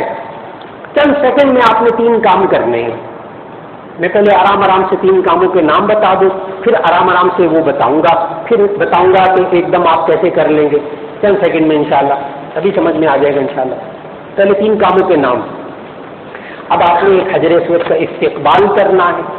نمبر 2 حجر اسود کا استلام کرنا ہے. نمبر 3 آپ نے طواف سٹارٹ کرنا ہے. بس. نمبر 1 حجر اسود کا استقبال کرنا. استقبال کیسے کرنا ہے اب توجہ سے. کہ آپ کھڑے کس طرح ہیں خاتون اور مرد حضرات کہ بالکل آپ کے پیچھے تبسم لائٹ ہے اور آپ کا چہرہ خانہ کعبہ کی طرف. آپ نے جس طرح نماز کے لیے ہاتھ اٹھاتے ہیں نا اللہ اکبر کہنے کے لیے، بالکل اسی طرح آپ نے ہاتھ اٹھانے بسم اللہ اللہ اکبر وللہ الحمد یہ کہہ کر ہاتھوں کو چھوڑ دیں. یہ حجر اسود کا استقبال ہو گیا. بس پھر میں دوہرا دوں پہلا کام حجر اسود کا استقبال کرنا ہے. کیسے؟ دونوں ہاتھ آپ اٹھائیں، بسم اللہ اللہ اکبر وللہ الحمد کہیں، ہاتھوں کو چھوڑ دیجیے. بس یہ کام ہو گیا. پھر اس کے بعد حجر اسود کا استلام کرنا ہے. اب کتابوں میں یہ لکھا ہے کہ آپ حجر اسود کو بوسہ دینے کے بعد، چومنے کے بعد پھر آپ طواف شروع کریں. کتابوں میں یہ لکھا ہے، لیکن ہمارا رسول نبی صلی اللہ علیہ وسلم نے کیا طریقہ سکھایا؟ اب غور سے دیکھیے گا کہ آپ کے بالکل بیک پہ سبق ٹیوب لائٹ ہے اور آپ کا چہرہ خانہ کعبہ کی طرف. آپ نے حجر اسود کا استقبال کر لیا. پہلے کیا کہا؟ نمبر 1 بسم اللہ اللہ اکبر وللہ الحمد کا، ہاتھوں کو چھوڑ دیا، حجر اسود کا استقبال ہو گیا. اب نمبر 2 حجر اسود کا استلام. اسی پوزیشن میں کھڑے کھڑے خواتین حضرات اب آپ نے کندھوں تک ہاتھ اٹھانے بس، اور اپنی ہتھیلیاں خانہ کعبہ کی طرف رکھنی. کندھوں تک ہاتھ اٹھا لیں گویا کہ آپ نے حجر اسود پہ ہاتھ رکھے ہوئے. یہ ہے اصل. کندھوں تک ہاتھ اٹھا لیں کہ حجر اسود اتنا ہی اونچا لگا ہوا ہے، تو آپ نے ہتھیلیاں حجر اسود کی طرف خانہ کعبہ کی طرف رکھنی ہے اور کہنا ہے بسم اللہ اللہ اکبر وللہ الحمد. یہ کہہ کر ہاتھوں کو چوم لیں، اپنے ہاتھوں کو چومیں اور ہاتھوں کو چھوڑ دیجیے. حجر اسود کا استلام ہو گیا. اب آپ نے وہیں کھڑے کھڑے آپ نے طواف شروع کر دیا. پھر میں عرض کروں، اب آپ دیکھیے گا کہ چند سیکنڈ لگیں گے، آپ کو منٹ بھی پورا نہیں لگانا. آپ نے کوئی دعائیں بھی نہیں مانگنی کھڑے ہو کے. بس یہاں سے آپ نے کیا کرنا ہے کہ آپ آئے اور بالکل آپ کے بیک پہ سبق ٹیوب لائٹ اور آپ کے سامنے بالکل خانہ کعبہ. یا آپ نے ہر طواف، جب بھی طواف کریں گے آپ نے یہی کام کرنا ہے. اس لیے بڑی توجہ سے اس کو سیکھنا ہے کہ بالکل بیک پہ سبق ٹیوب لائٹ اور چہرہ آپ کا خانہ کعبہ کی طرف. تو آپ نے 3 کام کرنے ہیں. نمبر 1 حجر اسود کا استقبال، کانوں تک ہاتھ اٹھائے جس طرح تکبیر تحریمہ میں خواتین مرد ہاتھ اٹھاتے، بسم اللہ اللہ اکبر وللہ الحمد کہا، ہاتھوں کو چھوڑ دیں. پھر فوراً بسم اللہ اللہ اکبر وللہ الحمد کہا، ہاتھوں کو چوما، ہاتھوں کو چھوڑا اور طواف شروع کر دیں. چند سیکنڈ میں یہ کام کرنا ہے آپ نے، منٹ بھی پورا نہیں لگے گا اس کا. اچھا، وہاں طواف شروع کرتے ہوئے ہجوم ہوتا ہے نا، بعض لوگ ادھر جا رہے ہیں، بعض لوگ ادھر پھر رہے ہیں، بعض لوگ طواف کر کے فارغ ہو رہے ہیں، تو وہاں ایک ہجوم ہوتا ہے سبق ٹیوب لائٹ کے پاس. اس وقت بندے کو ایک دم سمجھ میں نہیں آتا کدھر کو طواف شروع کرنا، کدھر جانا ہے. تو آپ نے گھبرانا نہیں ہے، لوگوں کو نہیں آپ نے دیکھنا. آپ نے کیا کرنا ہے کہ جہاں آپ کھڑے ہیں نا وہیں آپ نے اس طرح اپنے رخ کو بدلنا ہے کہ آپ کے رائٹ، آپ کے دائیں طرف وہ گرین ٹیوب لائٹ ہو اور آپ کے لیفٹ پہ خانہ کعبہ ہو اور آپ چلنا شروع کر دیں. طواف شروع ہو گیا آپ کا. گھبرانا نہیں. آپ نے طواف کیسے شروع کرنا ہے کہ گرین ٹیوب لائٹ کے پاس کھڑے کھڑے آپ نے ایک دم رخ بدلا اور بدل کے دائیں طرف آپ کے گرین ٹیوب لائٹ ہونی چاہیے اور لیفٹ پہ آپ کے خانہ کعبہ ہونا چاہیے اور چلنا شروع کر دیں. بس الحمدللہ آپ کا طواف شروع ہو گیا. جب آپ پھر گول گھوم کر اس گرین ٹیوب لائٹ کے پاس آئیں گے تو آپ کا ایک چکر پورا ہو جائے گا. اس طرح 7 چکر لگائیں گے تو ایک طواف ہوگا. 7 چکر لگائیں گے تو ایک طواف ہوگا. تو آپ حضرات آرام آرام سے چلیے، گھبرانا نہیں ہے. اس طواف کے دوران آپ دعائیں بھی مانگ سکتے ہیں، خاموش بھی رہ سکتے ہیں. تیسرا کلمہ پڑھ لیجئے، درود شریف پڑھ لیجئے. تلبیہ نہیں پڑھنا، لبیک اللہم لبیک نہیں، وہ تو بند ہو گیا. آپ دعائیں مانگیے، خاموش رہیے، ذکر اذکار کر لیں. تیسرا کلمہ، چوتھا کلمہ پڑھتے ہوئے گول گھومتے رہیے.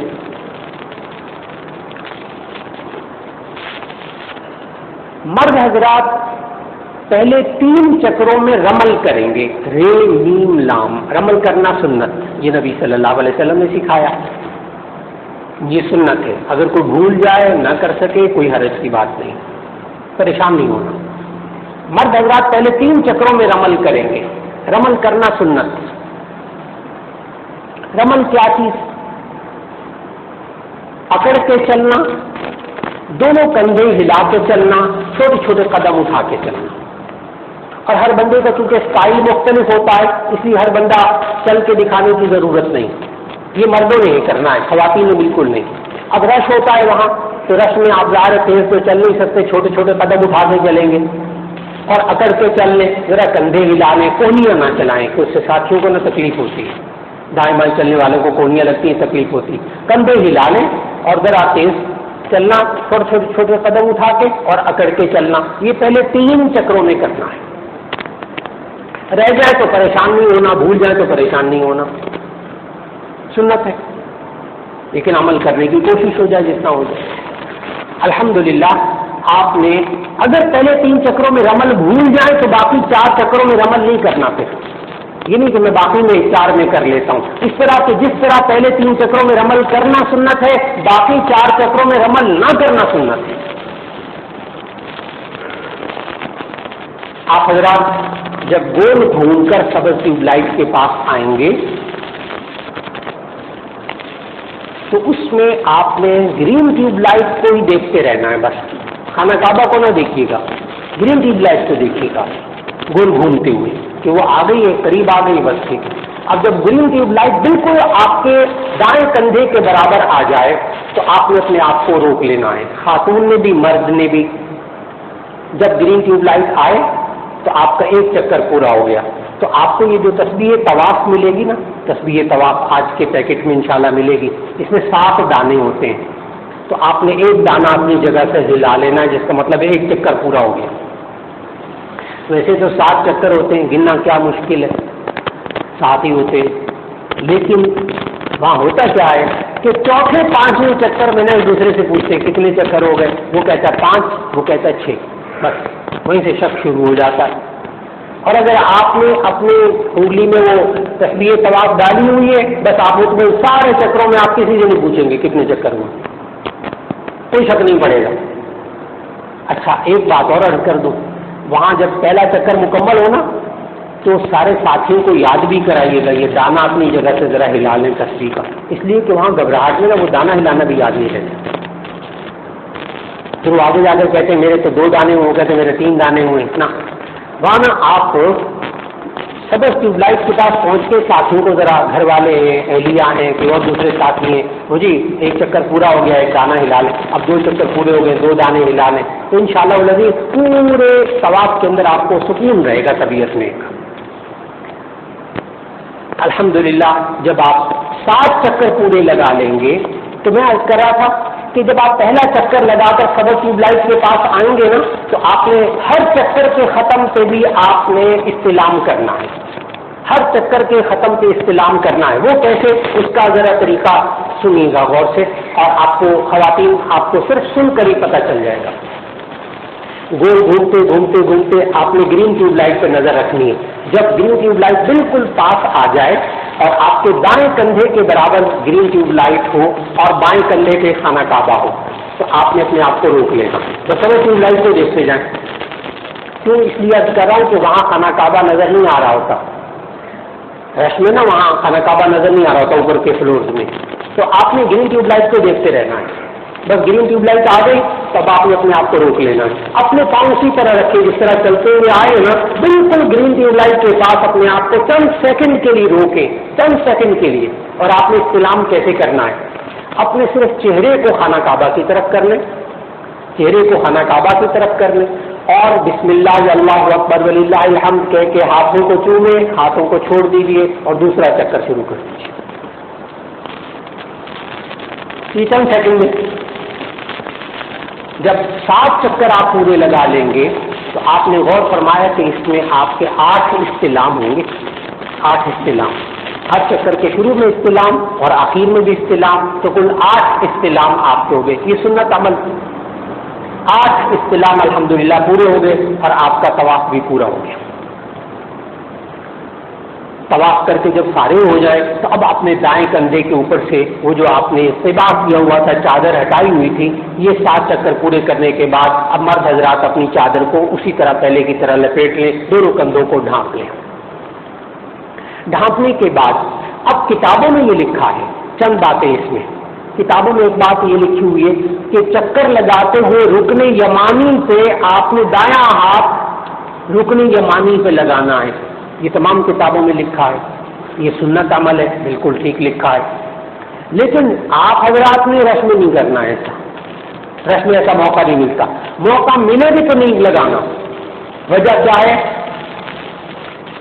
کہ رکن یمانی کیا ہوتا ہے پہلے تو یہ بتا دوں، اصل میں خانہ کعبہ کے ہر کونے کو رکن کہا جاتا ہے، خانہ کعبہ کے ہر کونے کو رکن کہتے ہیں، اور جس کونے میں حجر اسود لگا ہوا ہے، خانہ کعبہ کے جس کونے میں حجر اسود لگا ہوا ہے، جب آپ گول گھوم کر آتے ہیں تو حجر اسود والے کونے سے پہلے جو کونا خانہ کعبہ کا آتا ہے اس کو رکن یمانی کہتے ہیں۔ جب گول گھوم کر آتے ہیں تو وہ سبز ٹیوب لائٹ والا جو کونا ہے اس کونے سے پہلے جو کونا آتا ہے خانہ کعبہ کو اس کو رکن یمانی کہتے ہیں۔ یہ بات درست ہے کہ نبی صلی اللہ علیہ وسلم نے ایسا کیا کہ جب وہ رکن یمانی آیا تو اس کو ہاتھ لگایا اور پھر ربنا آتنا فی الدنیا حسنۃ وفی الآخرۃ حسنۃ وقنا عذاب النار، یہ انہوں نے وہاں دعائیں پڑھی، یہ بات درست ہے۔ لیکن اب وہاں لوگ رکن یمانی پہ خوشبو بہت زیادہ لگا دیتے ہیں۔ گزشتہ سال بھی وہاں کئی لوگوں کا بیچاروں کا فون آیا کہ انہوں نے رکن یمانی کو ہاتھ لگا لیا، کتابوں میں پڑھا ہوا تھا، وہ ہاتھ لگایا تو وہاں خوشبو لگی ہوئی تھی، اب انہوں نے احرام باندھا ہوا ہے، اب احرام کی حالت میں تو خوشبو نہیں لگانی، پھر مسائل پیچیدہ ہو جاتے ہیں۔ اس لیے آپ لوگوں نے موقع بھی ملے تو ہاتھ نہیں لگانا احرام کی حالت میں رکن یمانی کو، وہاں خوشبو بہت لگائی ہوئی ہے لوگوں نے۔ آپ حضرات بس جب آئیں رکن یمانی آئے تو اس وقت ہاتھ سے کوئی اشارہ وغیرہ بھی نہیں کرنا اور یوں کہنا ربنا آتنا فی الدنیا حسنۃ وفی الآخرۃ حسنۃ وقنا عذاب النار، یہ بس پڑھتے ہوئے آپ سبز ٹیوب لائٹ تک آپ پڑھتے رہیے۔ ایک بات تو یہ ذہن میں رکھ لیجیے کہ کتابوں میں یہ لکھا ہے لیکن آپ نے وہاں ایسا نہیں کرنا ہوگا، موقع ایسا نہیں ہوتا۔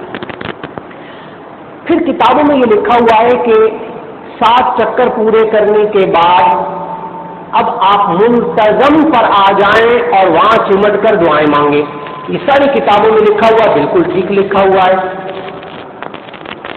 لیکن سب حاجیوں کے لیے کرنا ممکن نہیں ہوتا۔ آپ بھی نہ کیجیے، احرام جب باندھا ہو جب نہ کریں۔ منتظم کس کو کہتے ہیں اس کو سمجھیں گے تو پھر آپ کو پوری بات سمجھ میں آ جائے گی۔ منتظم کہتے ہیں چمٹنے کی جگہ، منتظم کا مطلب بھی یہی ہے، چمٹنے کی جگہ، کہ وہاں چمٹ کر دعائیں مانگیں تو دعائیں قبول ہوتی ہیں۔ وہ جگہ کون سی ہے؟ جس کونے میں حجر اسود لگا ہوا ہے اس کے بالکل قریب تھوڑا سا دور خانہ کعبہ کا دروازہ ہے، تو خانہ کعبہ کے دروازے اور حجر اسود کے درمیان جو خانہ کعبہ کی دیوار ہے اسے منتظم کہتے ہیں۔ اب اسے چند بندے چمٹ سکتے ہیں، خواتین کو تو خیر وہاں بالکل نہیں جانا چاہیے، بالکل نہیں جانا چاہیے۔ مرد حضرات بھی منتظم تک جانے کی کوشش نہ کریں، مشکل ہوتا ہے، اچھا خاصا مشکل ہوتا ہے۔ آپ حضرات اپنے عمرے کو اس کے ارکان کو پورا کیجیے۔ آپ جب سبز ٹیوب لائٹ کے پاس 7 چکر پورے ہو گئے وہیں کھڑے کھڑے آپ دعائیں کر لیجیے۔ آپ کیونکہ بے بس ہیں، منتظم تک نہیں پہنچ سکتے، اللہ تعالیٰ تمام دعائیں قبول فرمائے گا انشاءاللہ، یہ گھبرانا نہیں، اللہ تمام دعائیں قبول فرمائے گا۔ اور دھکا وکا دے کے وہاں جانے کی بالکل کوشش نہ کریں، احرام باندھا ہوا ہے آپ نے عمرے کا۔ تو 7 چکر پورے کرنے کے بعد اب آپ نے یہ کرنا ہے کہ مقام ابراہیم کے پیچھے جا کر آپ نے 2 رکعت واجب الطواف ادا کرنے ہیں۔ 7 چکر پورے کرنے کے بعد اب آپ نے 2 رکعت واجب الطواف ادا کرنے ہیں، یہ بھی آپ نے ہر طواف میں ایسا کرنا ہوگا۔ 7 چکر پورے کرنے کے بعد 2 رکعت واجب الطواف آپ نے ادا کرنے مقام ابراہیم کے پیچھے۔ خانہ کعبہ کا جس سائڈ پہ دروازہ ہے نا، خانہ کعبہ کا دروازہ، اس دروازے کی ہی طرف تھوڑا سا آگے دیکھیں گے تو ایک جار پڑا ہوا ہے، پنجرا نما جار سا رکھا ہوا ہے شیشے کا، اس کے اوپر سنہری جالی بھی ہے، اس کے اندر وہ پتھر رکھا ہوا ہے جس پر کھڑے ہو کر حضرت ابراہیم علیہ السلام نے خانہ کعبہ کی تعمیر کی تھی۔ اور اس مقام ابراہیم کا ذکر اللہ تعالیٰ نے قرآن مجید میں بھی فرمایا. یہاں نماز پڑھنے کے بارے میں بھی قرآن مجید میں آیت ہے، میں پڑھنے لگا ہوں. اللہ تعالیٰ نے مقام ابراہیم اور وہاں نماز پڑھنے کا ذکر قرآن مجید میں فرمایا ہے. اس لیے عمرے اور حج میں یہ کام کرتے ہیں. طواف کے بعد اللہ تعالیٰ نے فرمایا وَاتَّخِذُوا مِن مَّقَامِ إِبْرَاهِيمَ مُصَلًّى، وَاتَّخِذُوا مِن مَّقَامِ إِبْرَاهِيمَ مُصَلًّى، تم مقام ابراہیم کو یعنی ابراہیم کے کھڑے ہونے کی جگہ کو نماز پڑھنے کی جگہ بناؤ. اب وہ پتھر جو رکھا ہوا ہے جار کے اندر وہ اوریجنل پتھر ہے، اس وقت کا پتھر ہے جس پر حضرت ابراہیم علیہ السلام نے کھڑے ہو کر خانہ کعبہ کی تعمیر کی تھی. اور آپ حیران ہوں گے کہ اس پتھر پر حضرت ابراہیم علیہ السلام کے دونوں پاؤں کے نشان کھڑے ہونے کے آج بھی موجود ہیں، آج بھی موجود ہے. یہ اللہ کا نظام. اس جگہ سے ذرا پیچھے کھڑے ہو کر آپ نے 2 رکعت واجب الطواف ادا کرنے. بالکل ذرا پیچھے نہیں، ذرا تھوڑا سا اور پیچھے دیکھیں گے وہاں لوگ نماز پڑھ رہے ہوں گے، کیونکہ یہاں طواف کرنے والے لوگ گھوم رہے ہیں نا. آپ نے اس کے اندر 2 رکعت نہیں ادا کرنے. طواف کرنے والوں کے درمیان نہیں کھڑا ہونا، بالکل دھکا پڑے گا اور زوردار بالکل بچنے کی کوشش کرنی. آپ نے مقام ابراہیم کے ذرا پیچھے دیکھیں گے تو مرد نماز الگ پڑھ رہے ہوں گے، خواتین الگ پڑھ رہی ہوں گی. ان کے درمیان ہی جگہ بنا کے آپ نماز پڑھ لیں، کیونکہ وہاں سب 2 رکعتیں پڑھ کے جا رہے ہوتے. چند منٹ میں جگہ بن جاتی، چند منٹ زیادہ دیر انتظار نہیں کرنا پڑتا. خواتین کو کہیں کہ خواتین میں نماز پڑھیں 2 رکعت، اور مردوں کو کہیں کہ مردوں میں نماز پڑھیں 2 رکعت. 2 رکعت واجب الطواف آپ نے پڑھنے. اس طرح کہ پہلے آپ نے پہلی رکعت میں قل یا ایھا الکافرون اور دوسری رکعت میں قل هو اللہ احد پڑھنی. پہلی رکعت میں قل یا ایھا الکافرون اور دوسری رکعت میں قل هو اللہ احد پڑھیں. خواتین و حضرات، یہ انسان کی زندگی میں عجیب و غریب نماز ہوتی ہے، بہت عجیب نماز ہوتی ہے والی 2 رکعتیں.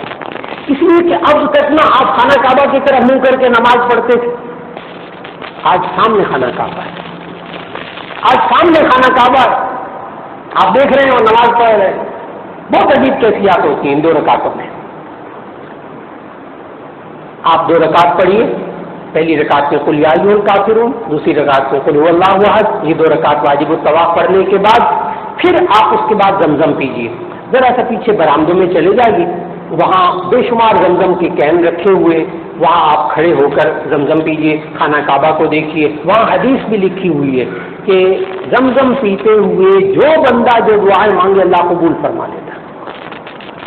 اس لیے زمزم پیتے ہوئے خانہ کعبہ کو دیکھیے، کھڑے ہو کر زمزم پیجیے.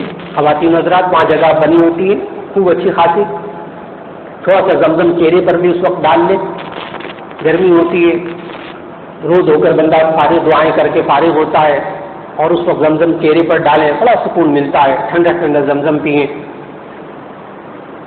اور خوب دعائیں مانگے. یہاں ٹائم تھوڑا سا دیں. زمزم پینے کے بعد اب آپ نے سعی کرنی ہے. اب 2 کام ہو گئے آپ کے 4 کاموں میں سے، احرام بھی ہو گیا اور عمرے کا طواف بھی ہو گیا. اب تیسرا کام ہے سعی، صفا اور مروہ کے درمیان سعی کرنا. اب اس کا جو لیٹسٹ آج کل کے جو حالات ہیں نا وہ بتانے لگا ہوں سعی کے. بہت آسان کام. آپ کے ساتھ جو کوئی صاحب تجربہ کار ہو نا تو آپ لوگ تھوڑا سا وہاں رک جائیے، جہاں زمزم پی رہے ہیں وہاں تھوڑا سا پیچھے ہو کر تھوڑا سا رک جائیے، آرام کیجیے. اپنے ساتھیوں کو 1-2 کو ذرا بھیجیں. وہاں انہوں نے صفا اور مروہ کے درمیان اب کئی فلور بنا دیے ہیں صحیح کرنے کے. وہ ذرا جا کر دیکھ رہے ہیں کہاں رش نہیں ہے، وہاں جا کر آرام سے صحیح کیجیے، دھکا بھی نہیں پڑے گا اور فل ایئر کنڈیشن ہے. بڑے آرام سے وہاں جا کر صحیح کیجیے. اس لیے آپ حضرات رش کی جگہ میں صحیح نہ کریں. دیکھیں کس فلور میں رش نہیں ہے، وہاں چلے جائیے. اس کا طریقہ کیا کہ آپ جب 2 رکعت واجب الطواف ادا کر کے فارغ ہوں گے تو وہیں دیکھیے گا آپ کو بورڈ نظر آئے گا صفا. یہ بھی بورڈ ہر فلور کے اندر بورڈ لگا ہوا ہے، صحیح کرنے ادھر جائیں. اردو میں بھی بورڈ لگے، اردو عربی میں وہاں بورڈ لگے ہوئے ہیں. تو اردو میں بھی بڑا واضح موٹا موٹا کر کے لکھا ہے صحیح، اس لیے اس طرف جائیں. تو آپ وہ صحیح کے لیے ادھر چلے جائیں. جب صفا پہاڑی تک پہنچے تو اس سے پہلے آپ نے کام کرنا ہے. جب زمزم پی کر فارغ ہو جائے نا تو صحیح کے لیے جانے سے پہلے استلام نمبر 9 کرنا سنت ہے. اس وقت گھبراہٹ میں یہ والا استلام رہ جاتا ہے. یہ زمزم پینے کے بعد صحیح شروع کرنے سے پہلے، صفا پہاڑی پہ جانے سے پہلے آپ نے استلام نمبر 9 کرنا سنت ہے. سنت ہے، رہ جائے کوئی حرج نہیں، آپ کا عمرہ ٹھیک ہو جائے گا. لیکن آپ اس استلام کو کیسے کریں گے؟ زمزم پینے کے بعد میں جہاں زمزم پی آئے وہیں دیکھیں گرین ٹیوب لائٹ کہاں ہے، گرین ٹیوب لائٹ کہاں ہے. وہ گرین ٹیوب لائٹ کے پاس جا کے بسم اللہ اللہ اکبر وللہ الحمد کہہ کے ہاتھوں کو چوما، ہاتھوں کو چھوڑا، یہ حجر اسود کا استلام ہو گیا، یہ استلام ہو گیا. اب آپ سعی کے لیے تشریف لے جائیں. جب آپ سعی کے لیے تشریف لے جائیں تو ایسی صورت کے اندر قریب 2 پہاڑیاں ہیں. ایک پہاڑی کو کہتے ہیں صفا اور دوسری کو کہتے ہیں مروہ. اور اس سعی کا ذکر اللہ تعالیٰ نے قرآن مجید میں فرمایا ہے، سعی کا حکم بھی فرمایا ہے. صفا اور مروہ کا ذکر بھی اللہ تعالیٰ نے قرآن مجید میں سورۃ البقرہ میں فرمایا. اس لیے ہم سعی کرتے ہیں حج اور عمرے میں. اللہ تعالیٰ نے فرمایا ان الصفا والمروۃ من شعائر اللہ فمن حج البیت او اعتمر فلا جناح علیہ ان یطوف بہما. یہ ہے وہ شرعی حکم جس کی وجہ سے سعی کرتے ہیں. ان الصفا والمروۃ من شعائر اللہ، بے شک صفا اور مروہ اللہ کی نشانیاں ہیں. فمن حج البیت او اعتمر، جو شخص بیت اللہ کا حج کرے یا عمرہ کرے، فلا جناح علیہ یطوف بہما، تو کوئی حرج نہیں کہ ان دونوں کے درمیان چکر لگائے. یہ ہے وہ آیت سعی والی. سعی کا مطلب ہے نا چلنا. آپ ان 2 پہاڑیوں کے درمیان چلتے ہیں، اس کو سعی کہتے ہیں.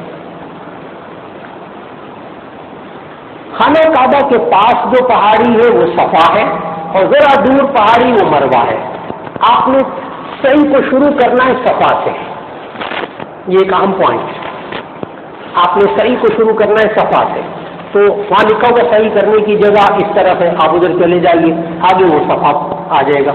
جب صفا آ جائے تو وہاں پہاڑی کا جو بالکل اوپر چوٹی ہے نا، کارنر، وہاں اوپر والی چوٹی، اس کو انہوں نے اوریجنل باقی رکھا ہے، باقی سارا فرش بنا دیا، بڑا شاندار فرش. مروہ پہ بھی اسی طرح اوریجنل چوٹی کو انہوں نے باقی رکھا ہے، پہاڑی کی چوٹی کو، اور باقی ساری کو انہوں نے فرش بنا دیا.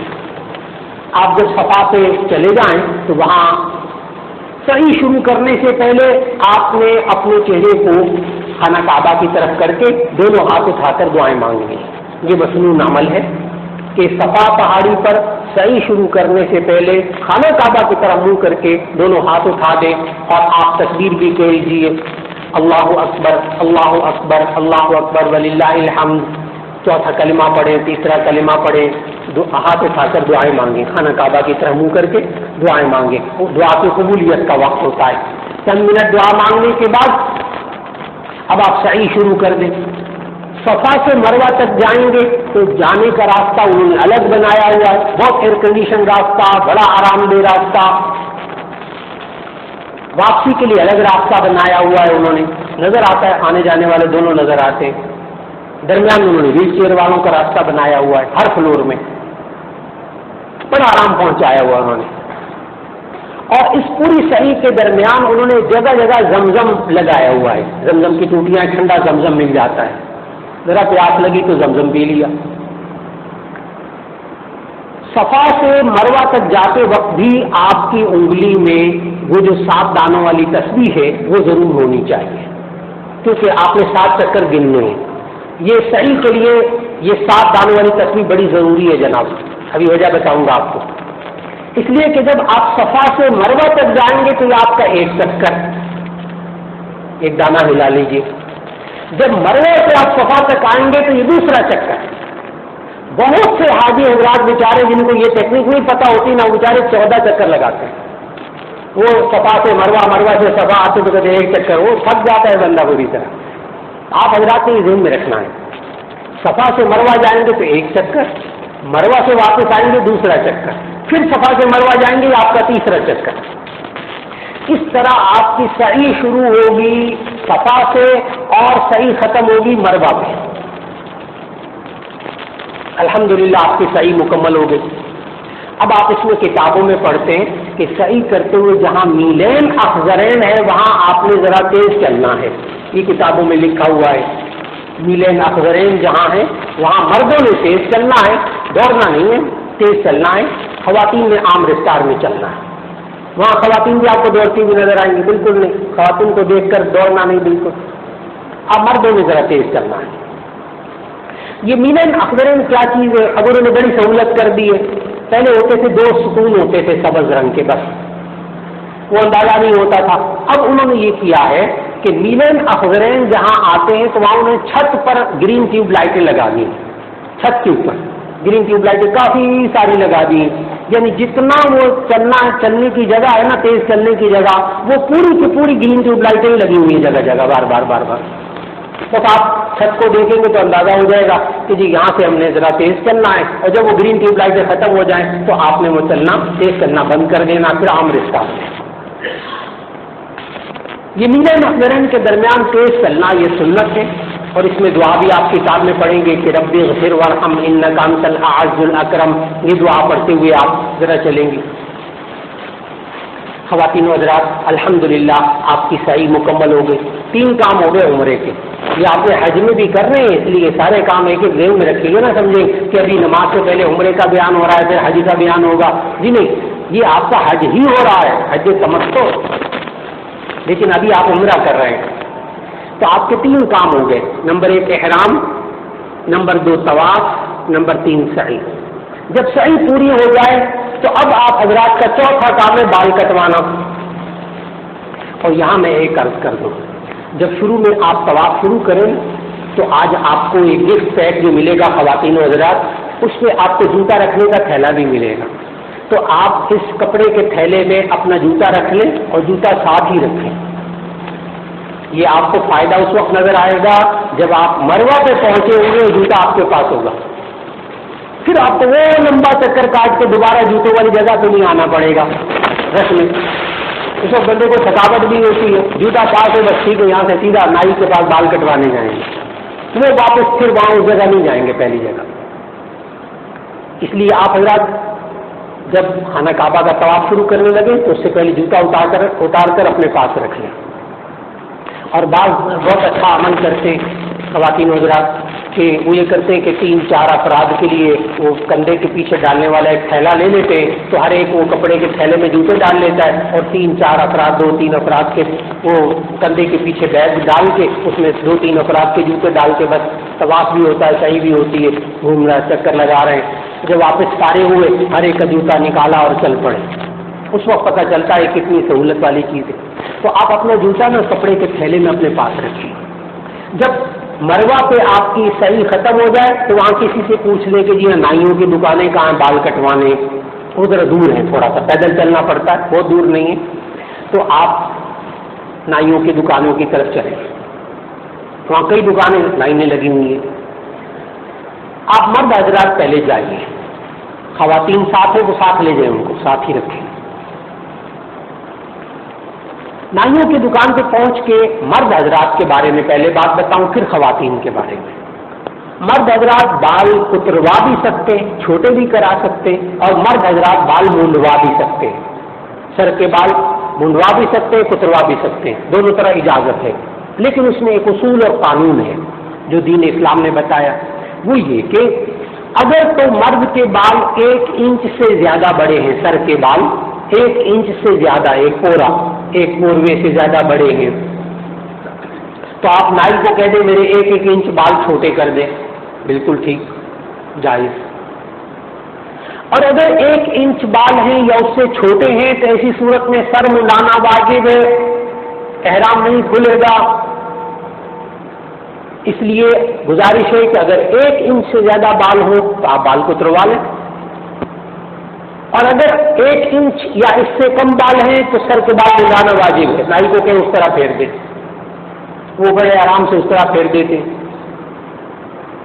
और वो एहतियात भी करते हैं अल्हम्दुलिल्लाह। वहाँ वो जो शैम्पू लगाते हैं ना बालों में, उसमें खुशबू बिल्कुल नहीं होती, क्योंकि सारे हाजियों का एक ही मसला होता है, इसलिए वो वहाँ जो शैम्पू लगाते हैं उसमें खुशबू बिल्कुल नहीं होती, तो बड़े आराम से वो सर के बाल मूंड देते। जब सर के बाल मूंड दें तो पास ही आपके साथ अगर खातून है तो वो साथ ही बार खड़ी होंगी, तो आप नाई से कहें कि वो कैंची दे दें, वो आपको दे देते हैं कैंची। کینچی لے کر اب آپ خاتون کے بال کاٹنے کا انداز سیکھیے. آپ مرد حضرات اور خواتین بھی غور سے سنیں اور سیکھیں. ایک خاتون کے بال جب کٹ جائیں تو باقی اور خواتین ان کے بال وہ خاتون کاٹ سکتی ہیں. لیکن نائی سے خاتون بال نہ کٹوائے.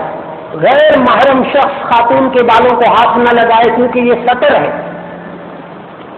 خاتون کے بال سطر ہے, غیر محرم کو بالکل ہاتھ نہیں لگانا چاہیے. تو آپ محرم ہیں, آپ وہاں سے کینچی لے لیں اور کینچی لے کر اب جو محرم خاتون ہے بال کھڑی ہوئی ہیں تو ان کو کہیں کہ صرف گٹ کا چھوٹا سا حصہ جو پیچھے کمر کی طرف لٹک رہا ہے اس میں آخر کا جو کونا ہے پہلے اس کو ٹریمنگ کر کے کاٹ دیں اور اتنا کاٹ لیں کہ گٹ کا موٹا حصہ کنارہ آ جائے جس میں محسوس ہو کہ یہاں سر کے اکثر بال لٹکے ہوئے باغ ہیں. جو باریک کونا ہے وہ کاٹ دیں. کاٹ دیا. اس کے بعد جب بالوں کا موٹا حصہ کنارہ گٹ کا آخر کا حصہ ہو آپ محرم مرد ایک دفعہ انگلی پر بالوں کو لپیٹیں. ایک دفعہ انگلی پر بالوں کو لپیٹیں اور لپیٹنے کے بعد اس کو انگوٹھے سے پکڑ لیں اور پکڑ کر کینچی سے کاٹ لیں. یہ ٹیکنیک اس لیے بتائی جاتی ہے کہ اگر وہ لٹکے ہوئے بالوں کو ویسے کہ ویسے آپ کاٹنے کی کوشش کریں گے تو وہ سیڑھیاں سے زگ زیگ بن جاتی ہے, خاتون کو برا لگتا ہے. اس لیے آپ کو ٹیکنیک بتا رہا ہوں, بہت آسان, چند سیکنڈ کا کام, مشکل نہیں ہے کہ آپ کھڑے کھڑے وہاں کینچی لیں اور کینچی لے کر آپ پہلے بالوں کے باریک حصے کو کاٹ لیں. پھر اس کے بعد جب موٹا گٹ کا حصہ بچ جائے تو اس کو ایک دفعہ انگلی پہ بل دیں, انگوٹھے سے پکڑ لیں, کینچی سے کاٹ دیں. انشاءاللہ العزیز 1 انچ بال کٹ جائیں گے. الحمدللہ آپ کا بھی احرام کھل گیا اور خاتون کا بھی احرام کھل گیا. عمرہ مبارک. کوئی مشکل کام نہیں. اب جائیں اپنے ہوٹل میں کمرے میں جا کر نہائیں دھوئیں, عام کپڑے پہن لیں. اب 8 ذوالحجہ تک جب حج کا احرام باندھ کے مینا جانا ہوگا اس وقت تک بالکل فری, کوئی احرام کی پابندی نہیں. اور یہ کل 24 گھنٹے 20-22 گھنٹے 24 گھنٹے 1 دن بس آپ کے اوپر احرام کی پابندیاں تھی عمرے کی. الحمدللہ عمرہ مکمل ہو گیا. اب آپ جا کر آرام کیجئے اور جا کر نہائیں دھوئیں اور اپنے ہوٹل میں رہیے انشاءاللہ العزیز. اب منتظمین آ کر اعلانات فرمائیں گے. وہ منتظمین جو تشریف لائیں اور اعلانات فرمائیں وہ اعلانات غور سے سن لیجئے. پھر آپ کے لیے تواضع کا اہتمام کیا ہے لنچ باکس کا, آپ وہ کھائی دیجئے.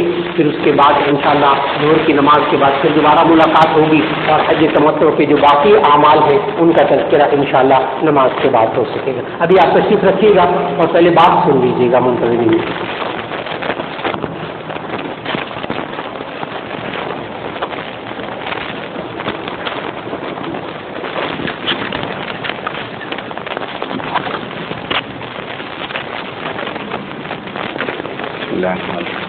آپ کے سامنے عمرے کے مسائل تفصیل کے ساتھ آ گئے.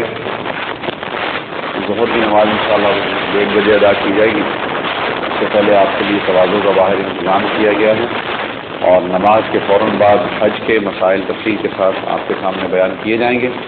اس دوران آپ ساتھیوں کی دیر میں کوئی سوال آئے گا آپ نے پرچی میں لکھ لینا ہے اور مجلس کے آخر میں انشاءاللہ العزیز آپ کے سوالات کے جوابات دیے جائیں گے. اور آپ کو یہ جو بیان استاد محترم بیان فرما رہے تھے یہ بیان پر مشتمل کتاب آخر میں آپ کو انشاءاللہ وہ بھی دے دی جائے گی. اب آپ حضرات کی درخواست ہے کہ باہر تشریف رکھیں.